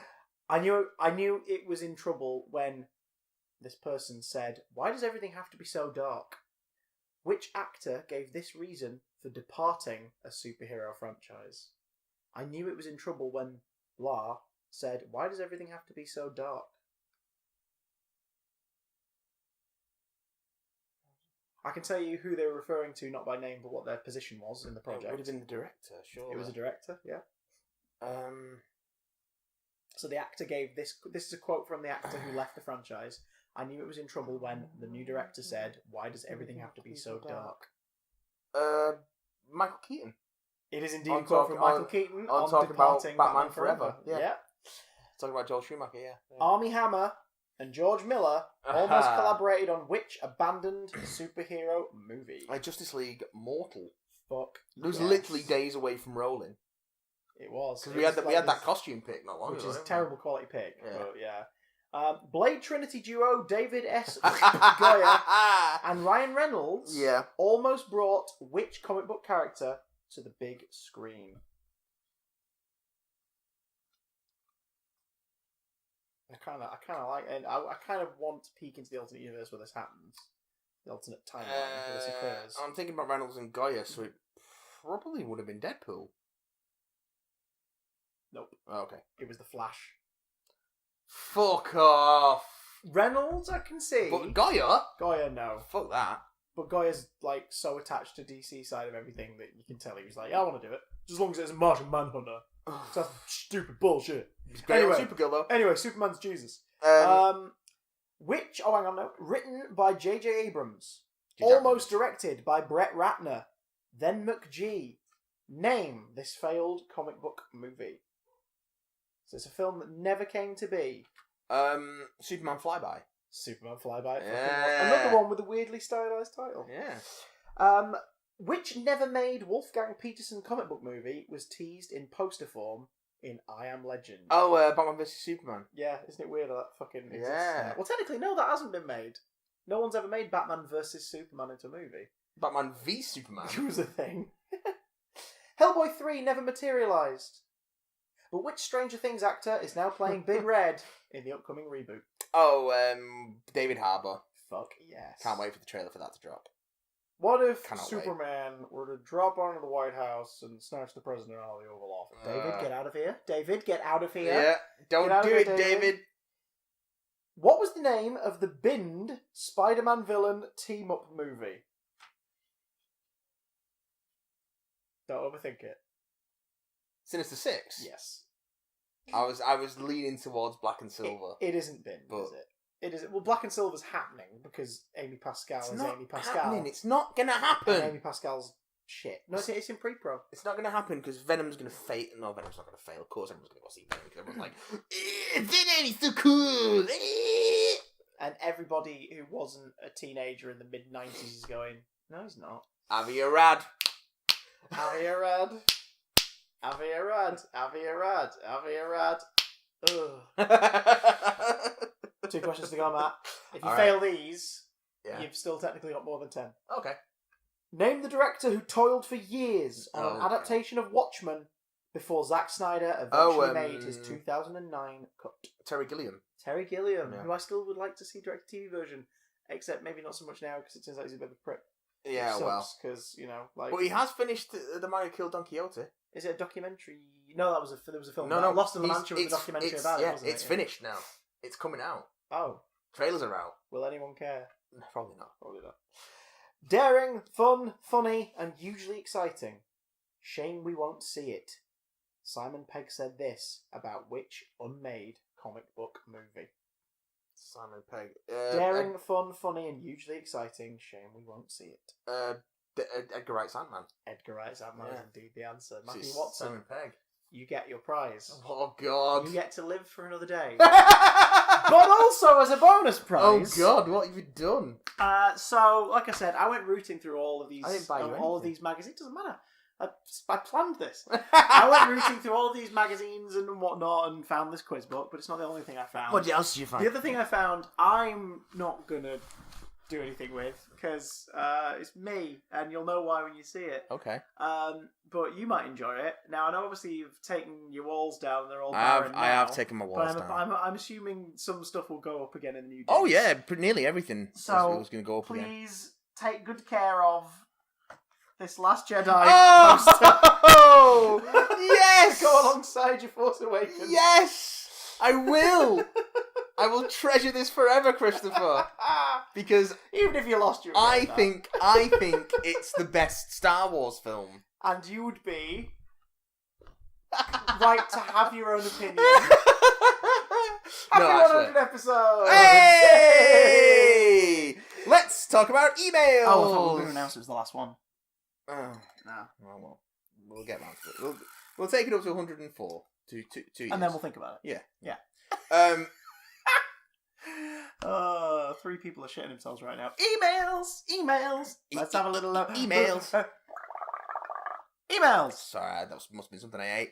You're supposed to put the poster up, not swallow it. This one came in from Ian.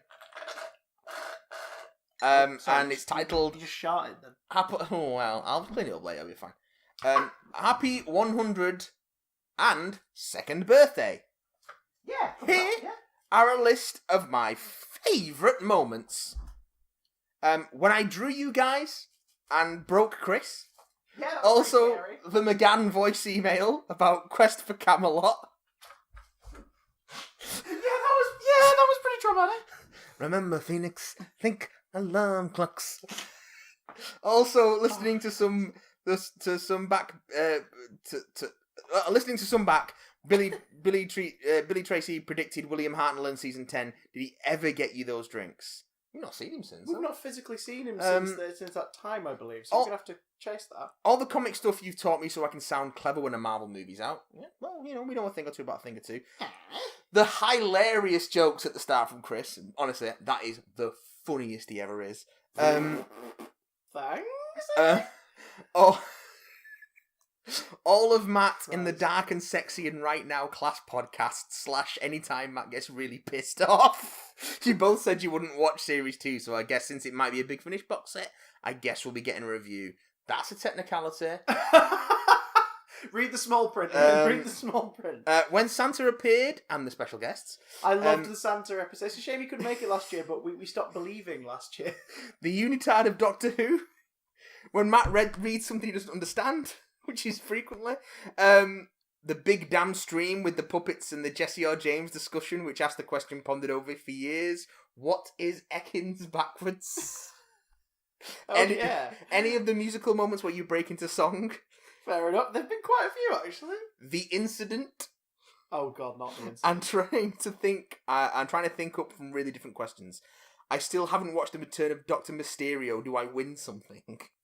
You already have. You win a no prize. Thank you for no prize.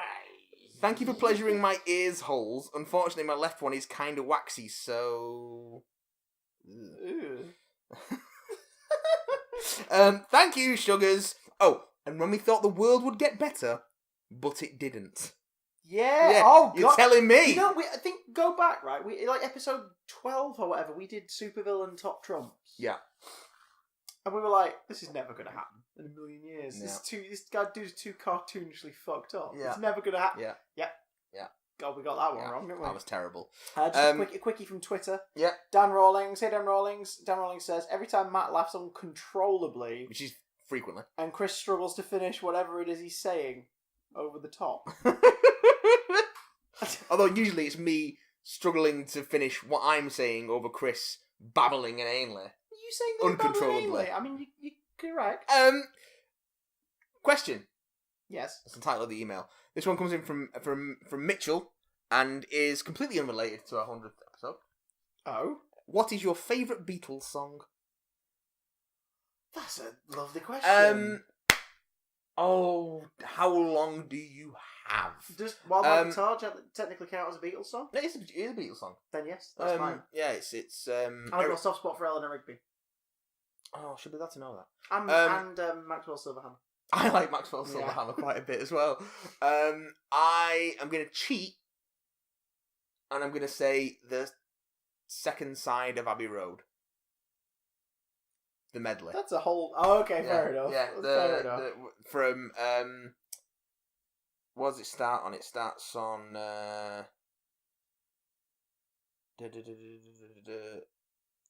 She came in through the bathroom window. Does it start on that? And then it goes how most of my evenings begin. Hey, and it goes and it ends on the end. That one. Yeah, the Abbey Road medley. I'm cheating. Oh, here we go. This one comes in from Tom Monty. That's a new voice for Tom at this stage of the game. Well, you know. Dear. I'm going to have to do the full Tom Monty voice, aren't I? Because it's different. It's the 100th there. Come on. Dear Chris and Matt. Oh, no, actually, no, stop. Merry 100th episode. Don't worry, there aren't 100 questions. The title of the email is 100 BDC questions, by the way. Jesus Christ. The stuff nightmares are made of, Tom. Some of my favourite Big Damn bits from over the last nearly 2 years range from the big Rick and Morty circle jerk to the bulbous and sweating throbbing Pete meat. Two-parter. It sounds better when you put the two together. The Ricapaldi parts 1 and 2 found in the sweating Pete meat are probably my favourite sections in all of your 100 casts. I've already revisited part 1, and will probably be doing the same with part 2. I very much enjoyed hearing how highly you thought of the Capaldi era. Class dismissed. An autopsy is also a guilty pleasure of mine. Guilty because it's about class. God. What do you think of the 100th story of classic Who, The Stones of Blood? Has Tom Monty snuck a reluctant Doctor Who question? Aye, several. There's more to come. Stones of Blood's in the middle of Key to Time, isn't it? Yeah, it's the one with the vampire. All I remember is the batty old woman. It's Vampire Stonehenge, and who is implicitly a lesbian. Is she? Like, it's sort of like, I think people have sort of read into it that she's probably supposed to be a lesbian. Fair play, but it might be just people's wishful thinking. Fair play. Like, I just think she's nuts because she spends time sitting around a bunch of stones. I love it. I love Stones of Blood. It's pants. I love it. Did you have the original DVD box set where it's like that full wraparound? It's the big purple box. It's beautiful because I got the later version of it where it's just a cardboard slip cover for the 6 DVDs. It's not as pretty. No, it's a big cardboard thing and the top opens and it's got a thing. Oh, that's so cool. Yeah, it's not that cool. It's fucking bulky. And it's also... Just put it out on Blu-ray. I just want it in one case. Fucking hell. They better make that one look like the Key to Time. They better be pink and crystally and stuff. Just so it sticks out like a sore arse. Like that entire season. Crawl. Power of Crawl. That was, for ages, that was the only one I had. Because I had it on VHS. I think I won it at an event. The only Doctor Who story you had? No, the only Key to Time story I had was Power of Crawl. So you're there going, what the fuck's going on? Yeah, who's this woman? Why are they looking for a Key to Time? But also, giant tentacle monster. You know, we were rewatching Keys Marinus this past week. Oh, yeah. And it's wonderful because it's like, here's how you do the Key to Time. It's over in 6 episodes. Oh, please, if only it was over in 6 episodes. It's straightforward. One of them's set in a screaming jungle, the other one's in ice caves, and there's another one with a murder trial, and it's straightforward and simple. And the Vord are freaking great. The Vord.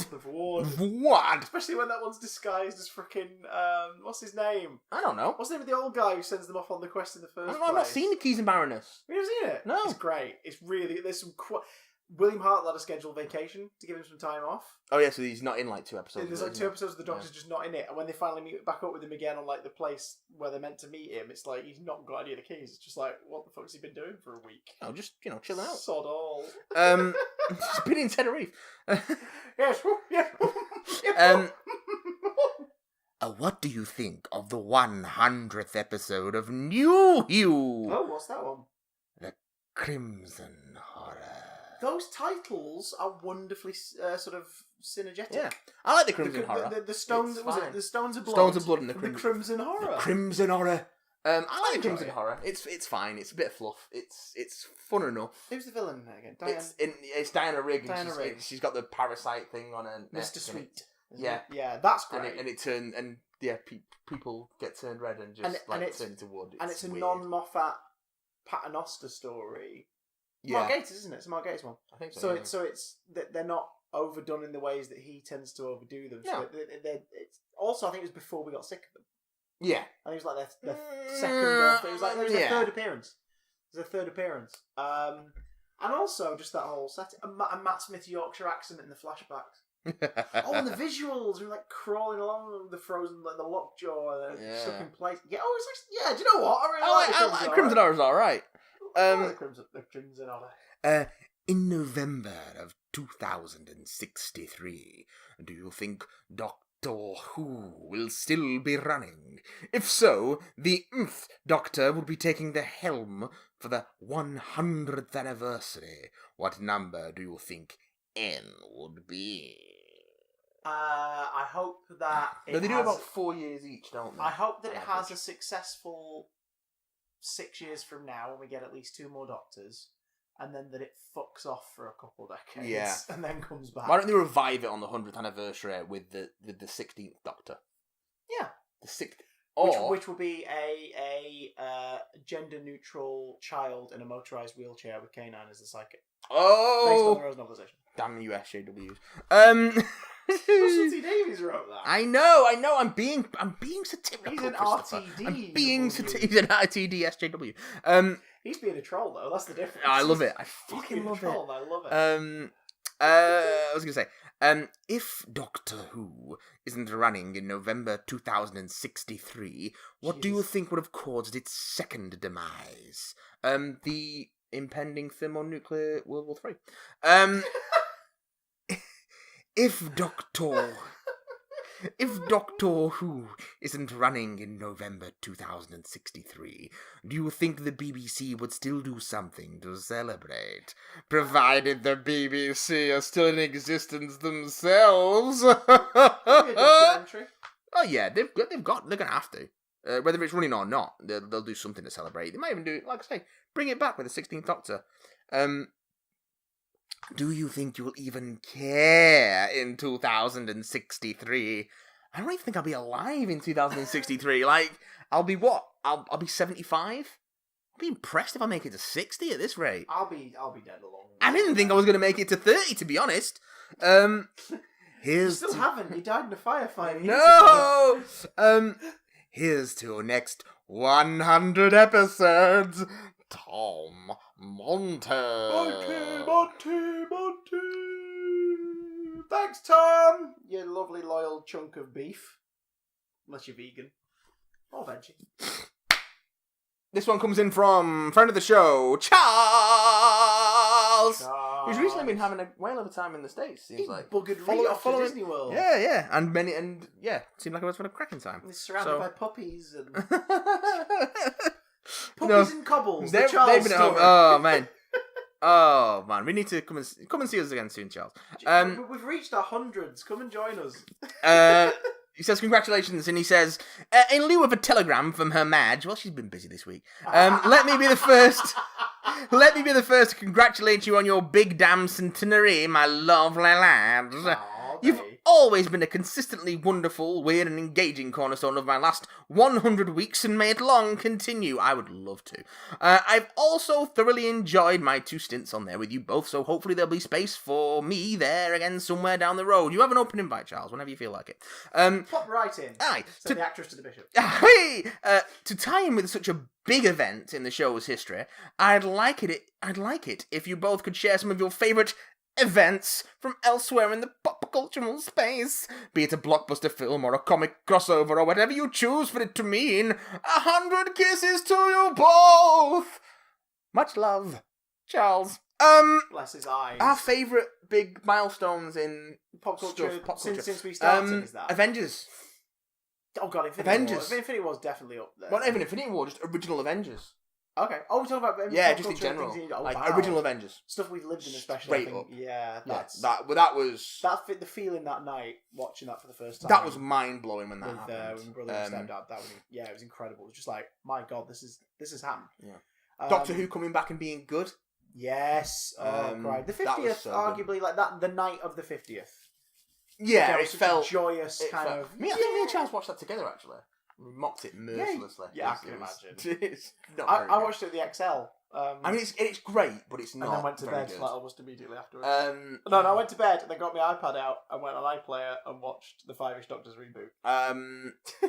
The Force Awakens. Yeah, that was like that. Was like solid. Seeing Star Wars again. Spider-Man 700. Even though we were amongst the small amount of people who actually enjoyed it because we saw the story potential going forward. Oh yeah, I loved Superior Spider-Man. Like we didn't plan that, did we? I think we both arrived. We both like you went with your dad didn't plan it. No, I think because it was me, you, and yeah. Or did we bump into each other? No, we said we were going to go on Boxing Day.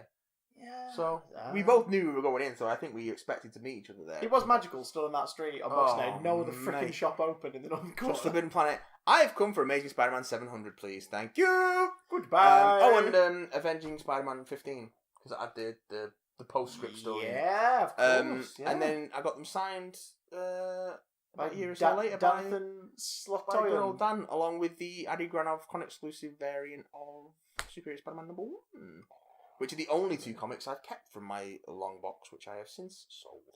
I'm in the process, mate. I nearly sold a Scotty Young print by accident. I sold my Infinity comics, and I got the Scotty Young Baby Avengers variant in the arcade machine with the Thanos on the side. It's the movie lineup, like Baby Avengers playing an arcade game. Yeah. And in the back of the bag and board, I had a print of it signed by Scotty Young that I'd got from Travelling Man. Oh, mate. And I nearly packaged it back because I didn't want to ship it out. But I saved it, and it's now in a frame on my wall. So I'm really happy. I've got Amazing #1 from that. The Marvel Now one, Marvel Now, and Superior #1 signed by Dan Slott. Nice. But I put them aside as possible, as investment-y kind of things. But I've got a Dan Slott book that I'm... Do you know what? That's a personal cultural moment that I really get to enjoy. Making 9 is 10. Yeah. And one of the episodes randomly being like a 4-hour Skype conversation with my favourite Spider-Man writer. Befriending Dan Slott. Yeah. That's a pretty fucking big one, yeah. Because it was that thing of like, he was talking to somebody, he was a fan, I was a bit nervous and stuff, but he was just like, oh no, he's really pleasant and fun, this is great. He seems like a good dude. And like sort of 3 hours in, we'd already recorded the episode and had a big chat. And we were just talking about comics and stuff that he was working on. And I think it was just relieving because he could obviously talk about stuff that he wasn't allowed to talk about for another week or so. Yeah. Because it was like in confidence. It was like, look, I'm telling you this. You can't tell anyone, and it doesn't matter if you tell anyone locally because no one will fucking believe you. Like, do you know what I mean? It was that kind of vibe of he had the opportunity to talk to someone across the pond. So it wasn't like big company secrets, but it was stuff like he showed me a layout of Silver Surfer issue 11. Which is the one that it's a Mobius strip. Oh, yeah.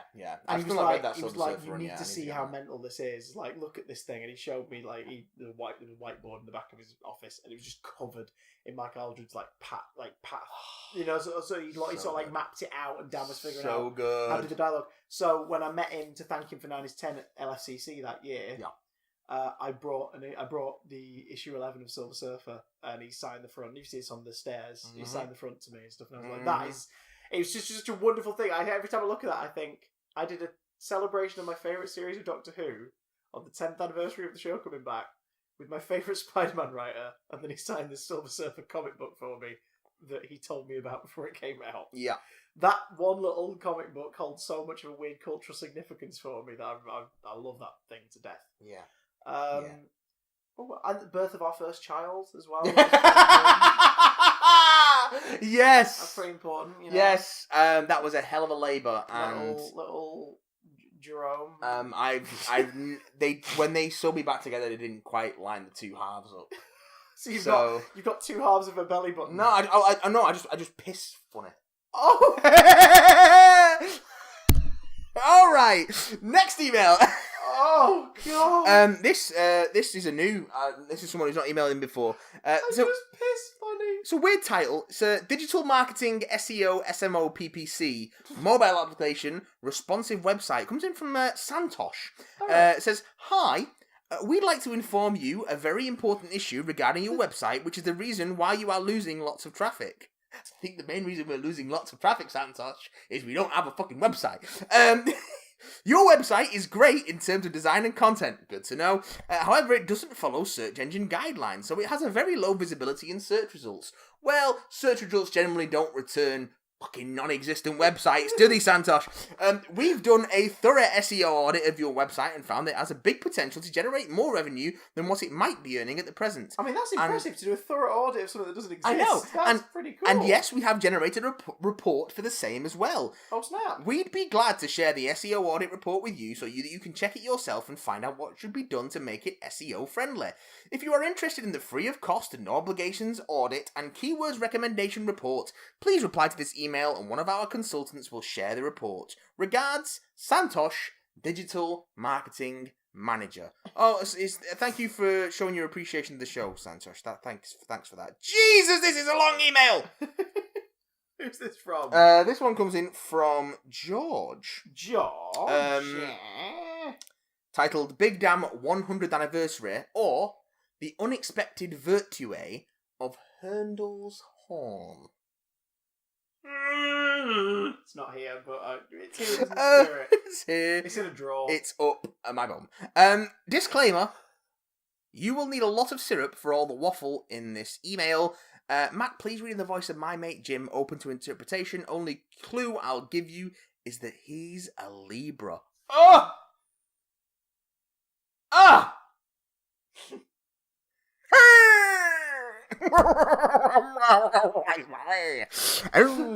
Greetings, bulbous dirty courgettes. Ooh, I was making good progress to get back onto the present until an unfortunate incident with a toaster meant I overshot and ended up seeing episode 200 live from the death zone on Gallifrey.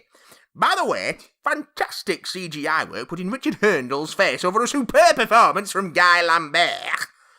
Also, brilliant idea to have Michael Grade officiate the face-off between RTD and the Moth.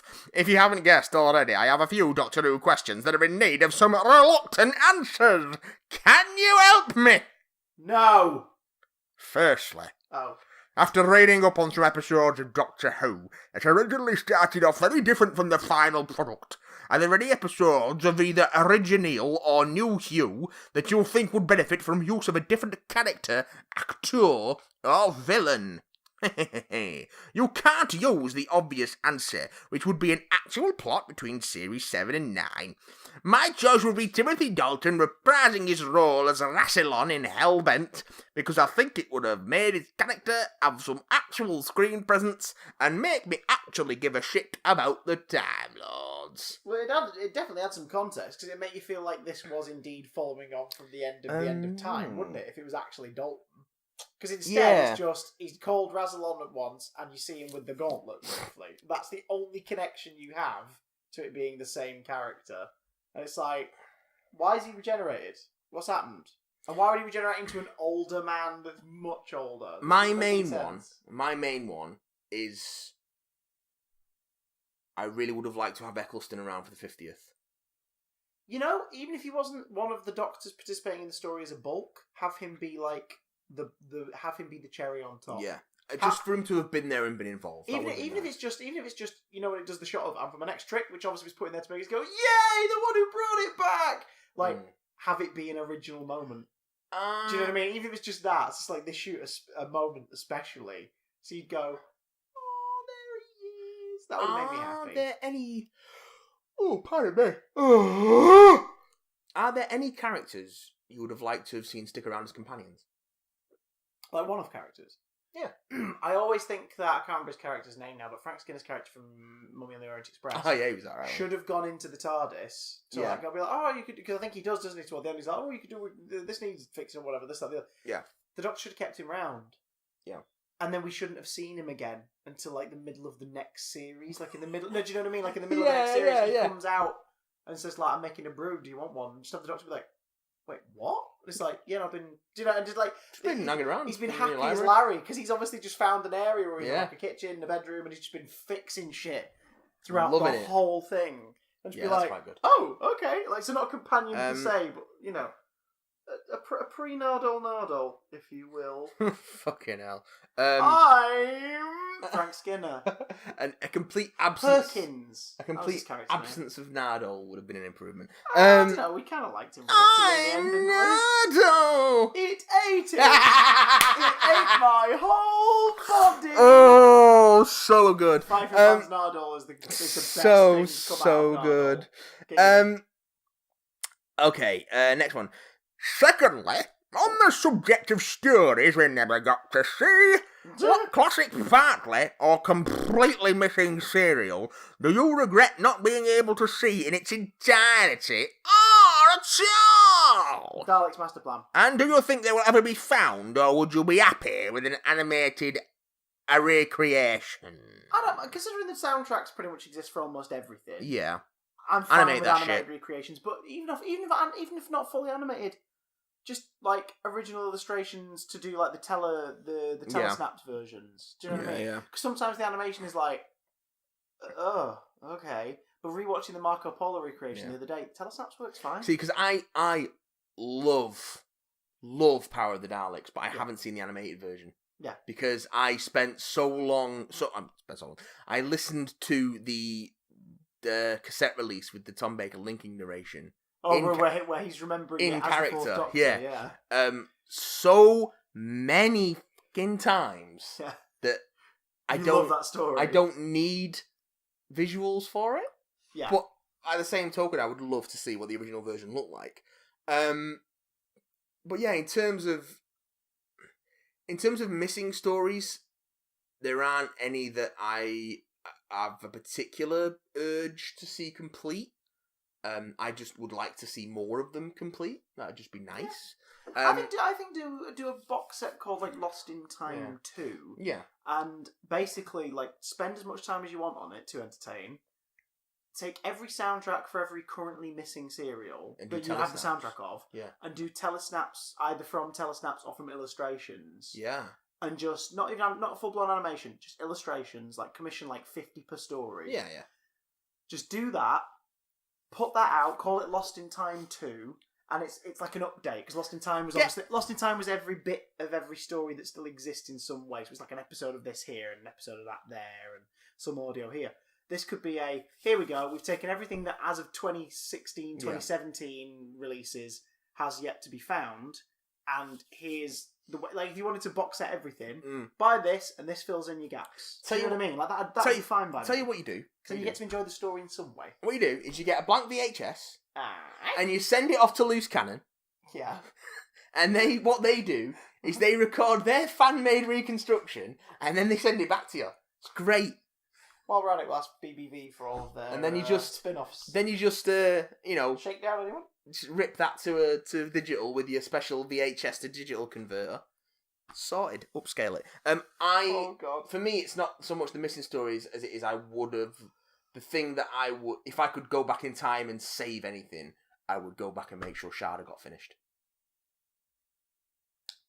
I mean, it's. Yes, it is. Not that. No, it's really good. No, the best thing to come out of Sharda is the fact that it wasn't finished, so they had to record that weird introduction on VHS where Tom Baker good. randomly in the museum just goes Sharda. That's the best thing to come out of Sharda, in my opinion. I loved that VHS. I loved it. I went to that museum. There's a museum of the moving image, wasn't it? Yeah. I went there. I've got some pictures in the photo album. Did you buy any Dapol toys? No, I bought them from the Dapol factory / Who Museum in Hangzhou. That's the one I've been to. Yeah, that was the one I went to. Yeah. It was beautiful, wasn't it? So it cool. was lovely. That I shat myself when I first saw. I think it was an Ice Warrior. Oh yeah. And the Mara was stuffed into a glass case, wasn't it? A lot of that stuff ended up in Blackpool. So I remember eventually. Yeah, and then that got shut down, and I don't know where all that stuff went because not all of it came back for the official exhibitions. Yeah. Did that one? I was going to say, there's so many monsters we've not seen return for. Because I went to the Doctor Who experience about a week before it closed, and they brought some new stuff in that was being refurbed. And I was thinking to myself, there's still gaps here. Do you know what I mean? There's monsters I know I've seen in previous exhibits that aren't here. I think it's all in private collections now, honestly. Yeah. They also crammed as much Series 10 stuff as possible into the final segment of the exhibit hall because it was still going out at the time. So it was like, quick, we've done it. I think it just finished. I would like to see a permanent home for all that classic series stuff, though. Oh, the classic series especially. Yeah, absolutely. Because there's still plenty about. Okay. What else? Hello, I'm John Pertwee. This museum is dedicated to my 75,000 velvet shirts. I've got to get back into character. I personally would love to see Marco Polo because of the sheer ambition of the scale of the story so early in the show's run that cements where it was going and what the show wanted to do. Ideally, one day I hope all missing episodes are discovered so we can finally enjoy and appreciate Hartle and Troughton's 10 years in their entirety as they were meant to be. I don't think we're going to find any more, No. I think we found all we're going to find. I'd love to have the Dalek Master Plan. Yeah. I'd love to have that. But you'd always... Because I think the Feast of Stephen, which is episode 7, the Christmas one, where he turns around to the camera and says... Merry Christmas to all of you! Merry Christmas to all of you at home!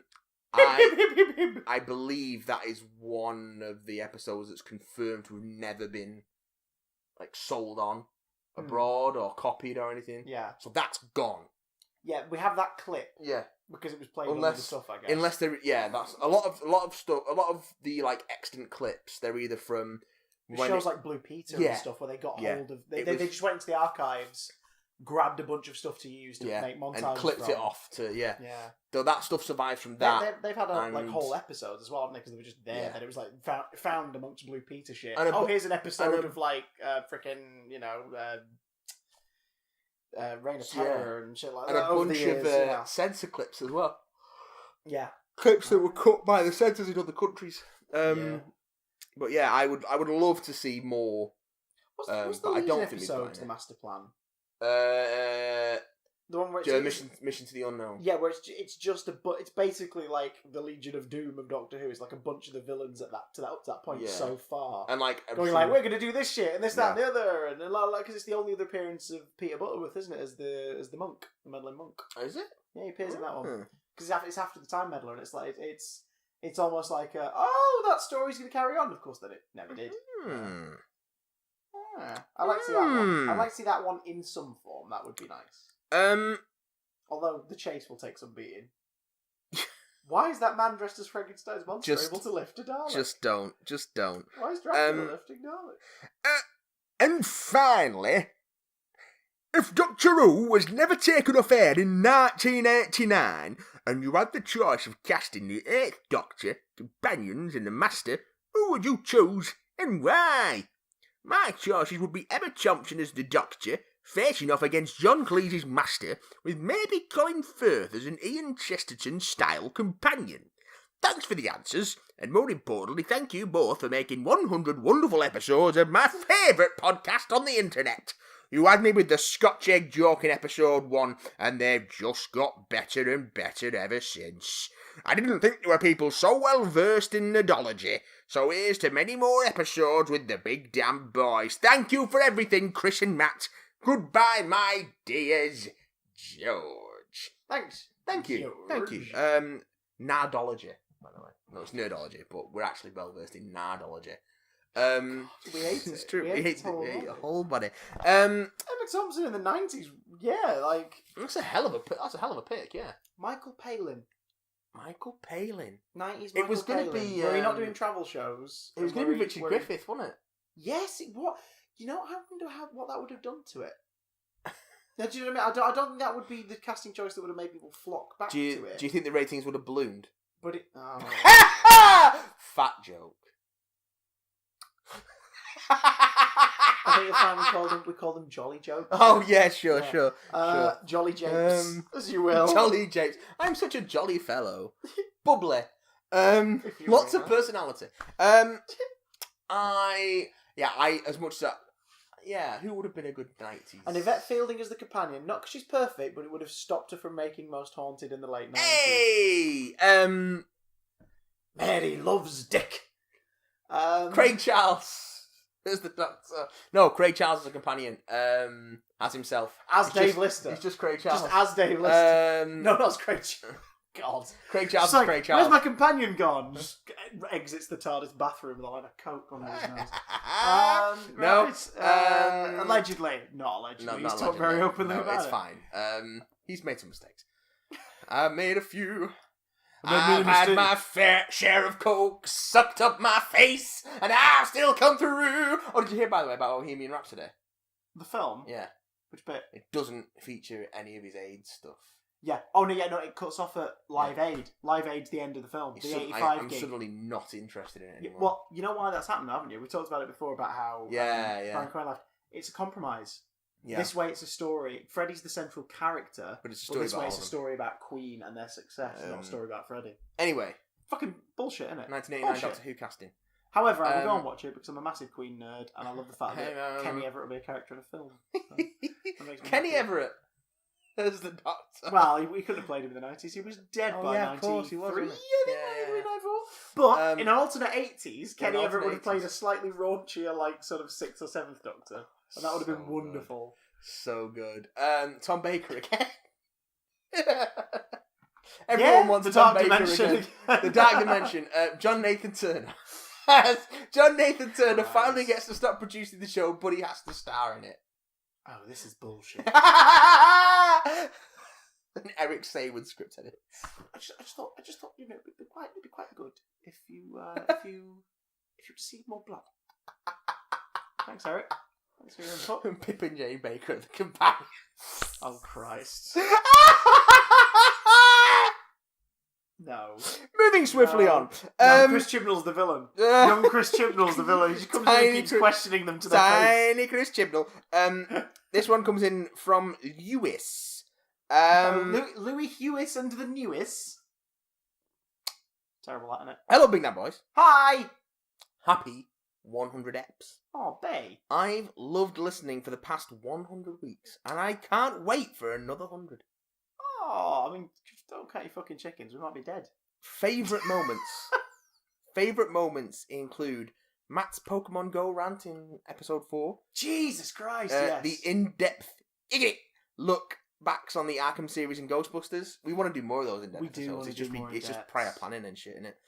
Big Damn Spider Month over on the channel. That interview with Tom Holland still kills me. And many, many more. I love the ending to that so much. Good. I not to toot my own horn with the editing, but I just love how I love when it snaps out.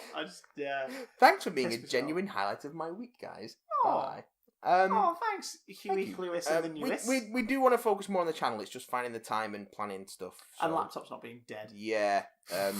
We've got plans which I haven't been able to record anything yet. We've been saying that for about a year. But we'll be back, and in greater numbers. But if you want more of us during the week, go on Twitch, guys. This comes in... We're twitching like corpses that aren't quite corpses yet. This comes in with Luke. Hopefully, I'm in time to discuss my favourite bitter moments. Stop leaving it so late, Time. Lindsay. Lindsay, I'm sorry. On your birthday. You can't do the mime on an audio podcast. Stop it. Lindsay Buckingham. Sorry. My favourite moments actually involve my emails. It feels more personal. Fair enough. Yeah, that makes perfect sense. We love having emails from you guys. Anyone who's listening who's never sent one, my Matt Lucas guys. Let's say hi. My Matt Lucas interview reaction was great, although you turned it off before Matt's question was read out. Did I? I don't remember that. Did we miss it? I thought we watched all of the Matt Lucas thing. We did. Unless we watched all of it outside of the episode, then we just. Yeah. And when Chris left a message to my friend telling him not to be creepy, it's true. I did enjoy Guy coming on as Santa, and I hope he'll be back on the show sometime. We're always trying to get Guy on, but he's too busy. Doing Smash the Media and other great stuff. With his eyes. Too good for us now. He's famous now. He's famous. Would either of you be free in the coming weeks to come on my podcast via Skype and review your film? I am very expensive. Also, I'm moving. And I have no means of Skyping now because my laptop freaking bricked. We'll keep you updated.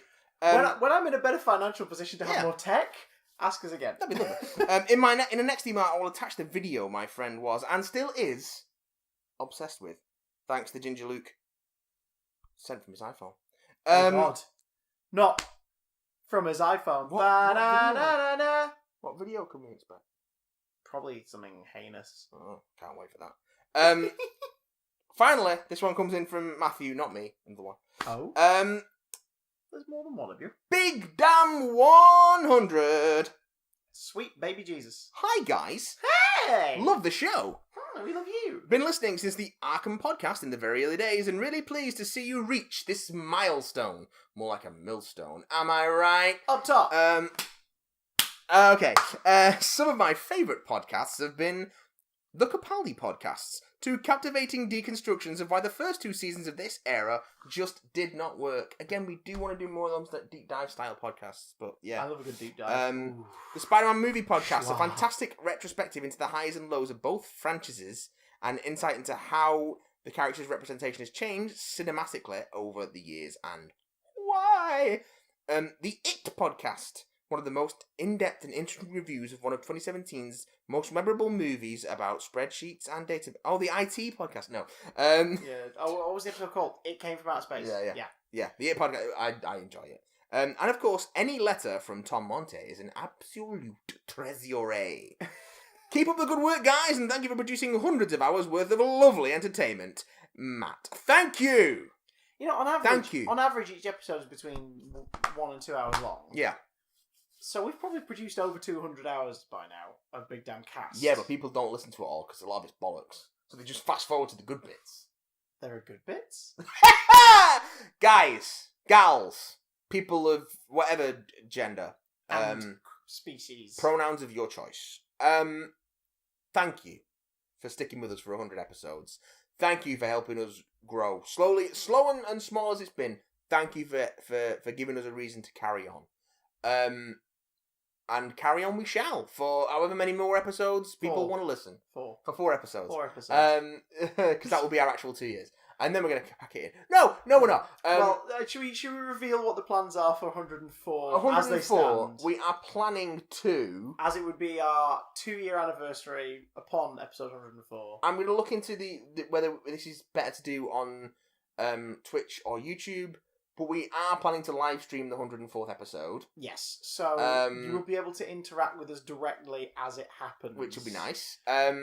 We will plan a day. We will plan a streaming service where you can watch it. Yeah.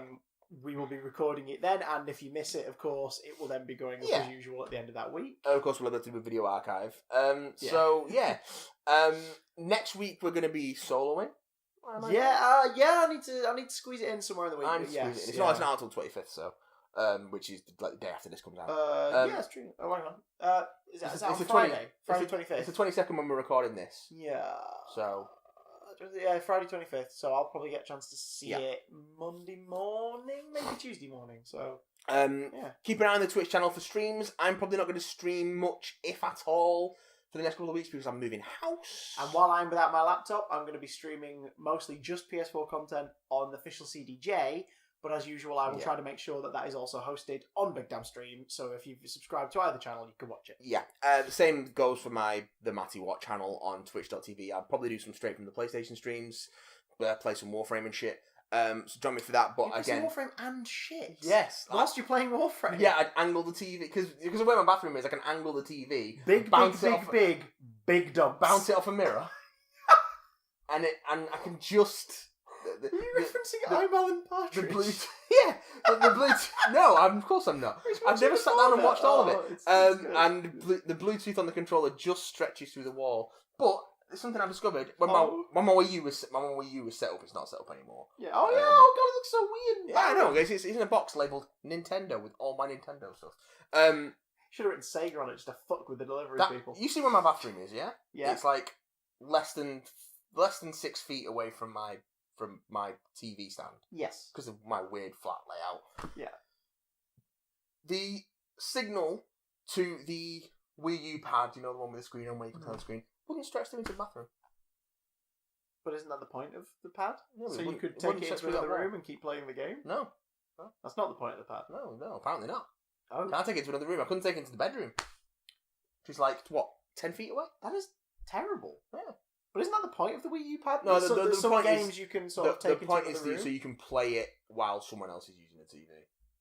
Yeah, so it would be on your pad then. It would be on the pad itself. Yeah, it worked in this room. You go out of this room and just lose the signal. That's terrible. I know, it's terrible. I do like that console though. I know. Have you noticed that it's basically getting a second life as a bunch of ports for the Switch now? Well, in terms of the content that it I'm going to be interested because it's E3 in a couple of weeks, so I'm going to be very interested to see what the new Pokemon game is. Rumours are it's a remake of Yellow, based on the Sun and Moon engine, enhanced version of the Sun and Moon engine. Which is going to come in Pikachu and Eevee versions. Can you play current DS games on previous DSs? No, you can play because I've got a DS Lite from 2010. You can play everything, and I would play the shit out of a Pokemon on a Yellow 3DS. Remake. Because obviously no, it's going to be a Switch. It's going to be a Switch game. Oh, yeah. Okay, well that would be pretty. They are transitioning from DS to Switch. So the way that they're doing it is by remaking a classic that amalgamated the first generation into one experience. I'm guessing focusing on the first 151 then. Well, rumour is it's going to be called Pokemon Let's Go Pikachu version and Pokemon Let's Go Eevee version, and will communicate with Pokemon Go, because in the Pokemon Bank for 3DS, which is like the sort of online storage system for Pokemon that lets you transfer from 6th gen games to 7th gen games and between them, like mass transport and stuff, and lets you store all like 3,000 Pokemon online or whatever that you can't fit on your games. That is also moves you forward from generation to generation. That's how you move Pokemon forward now.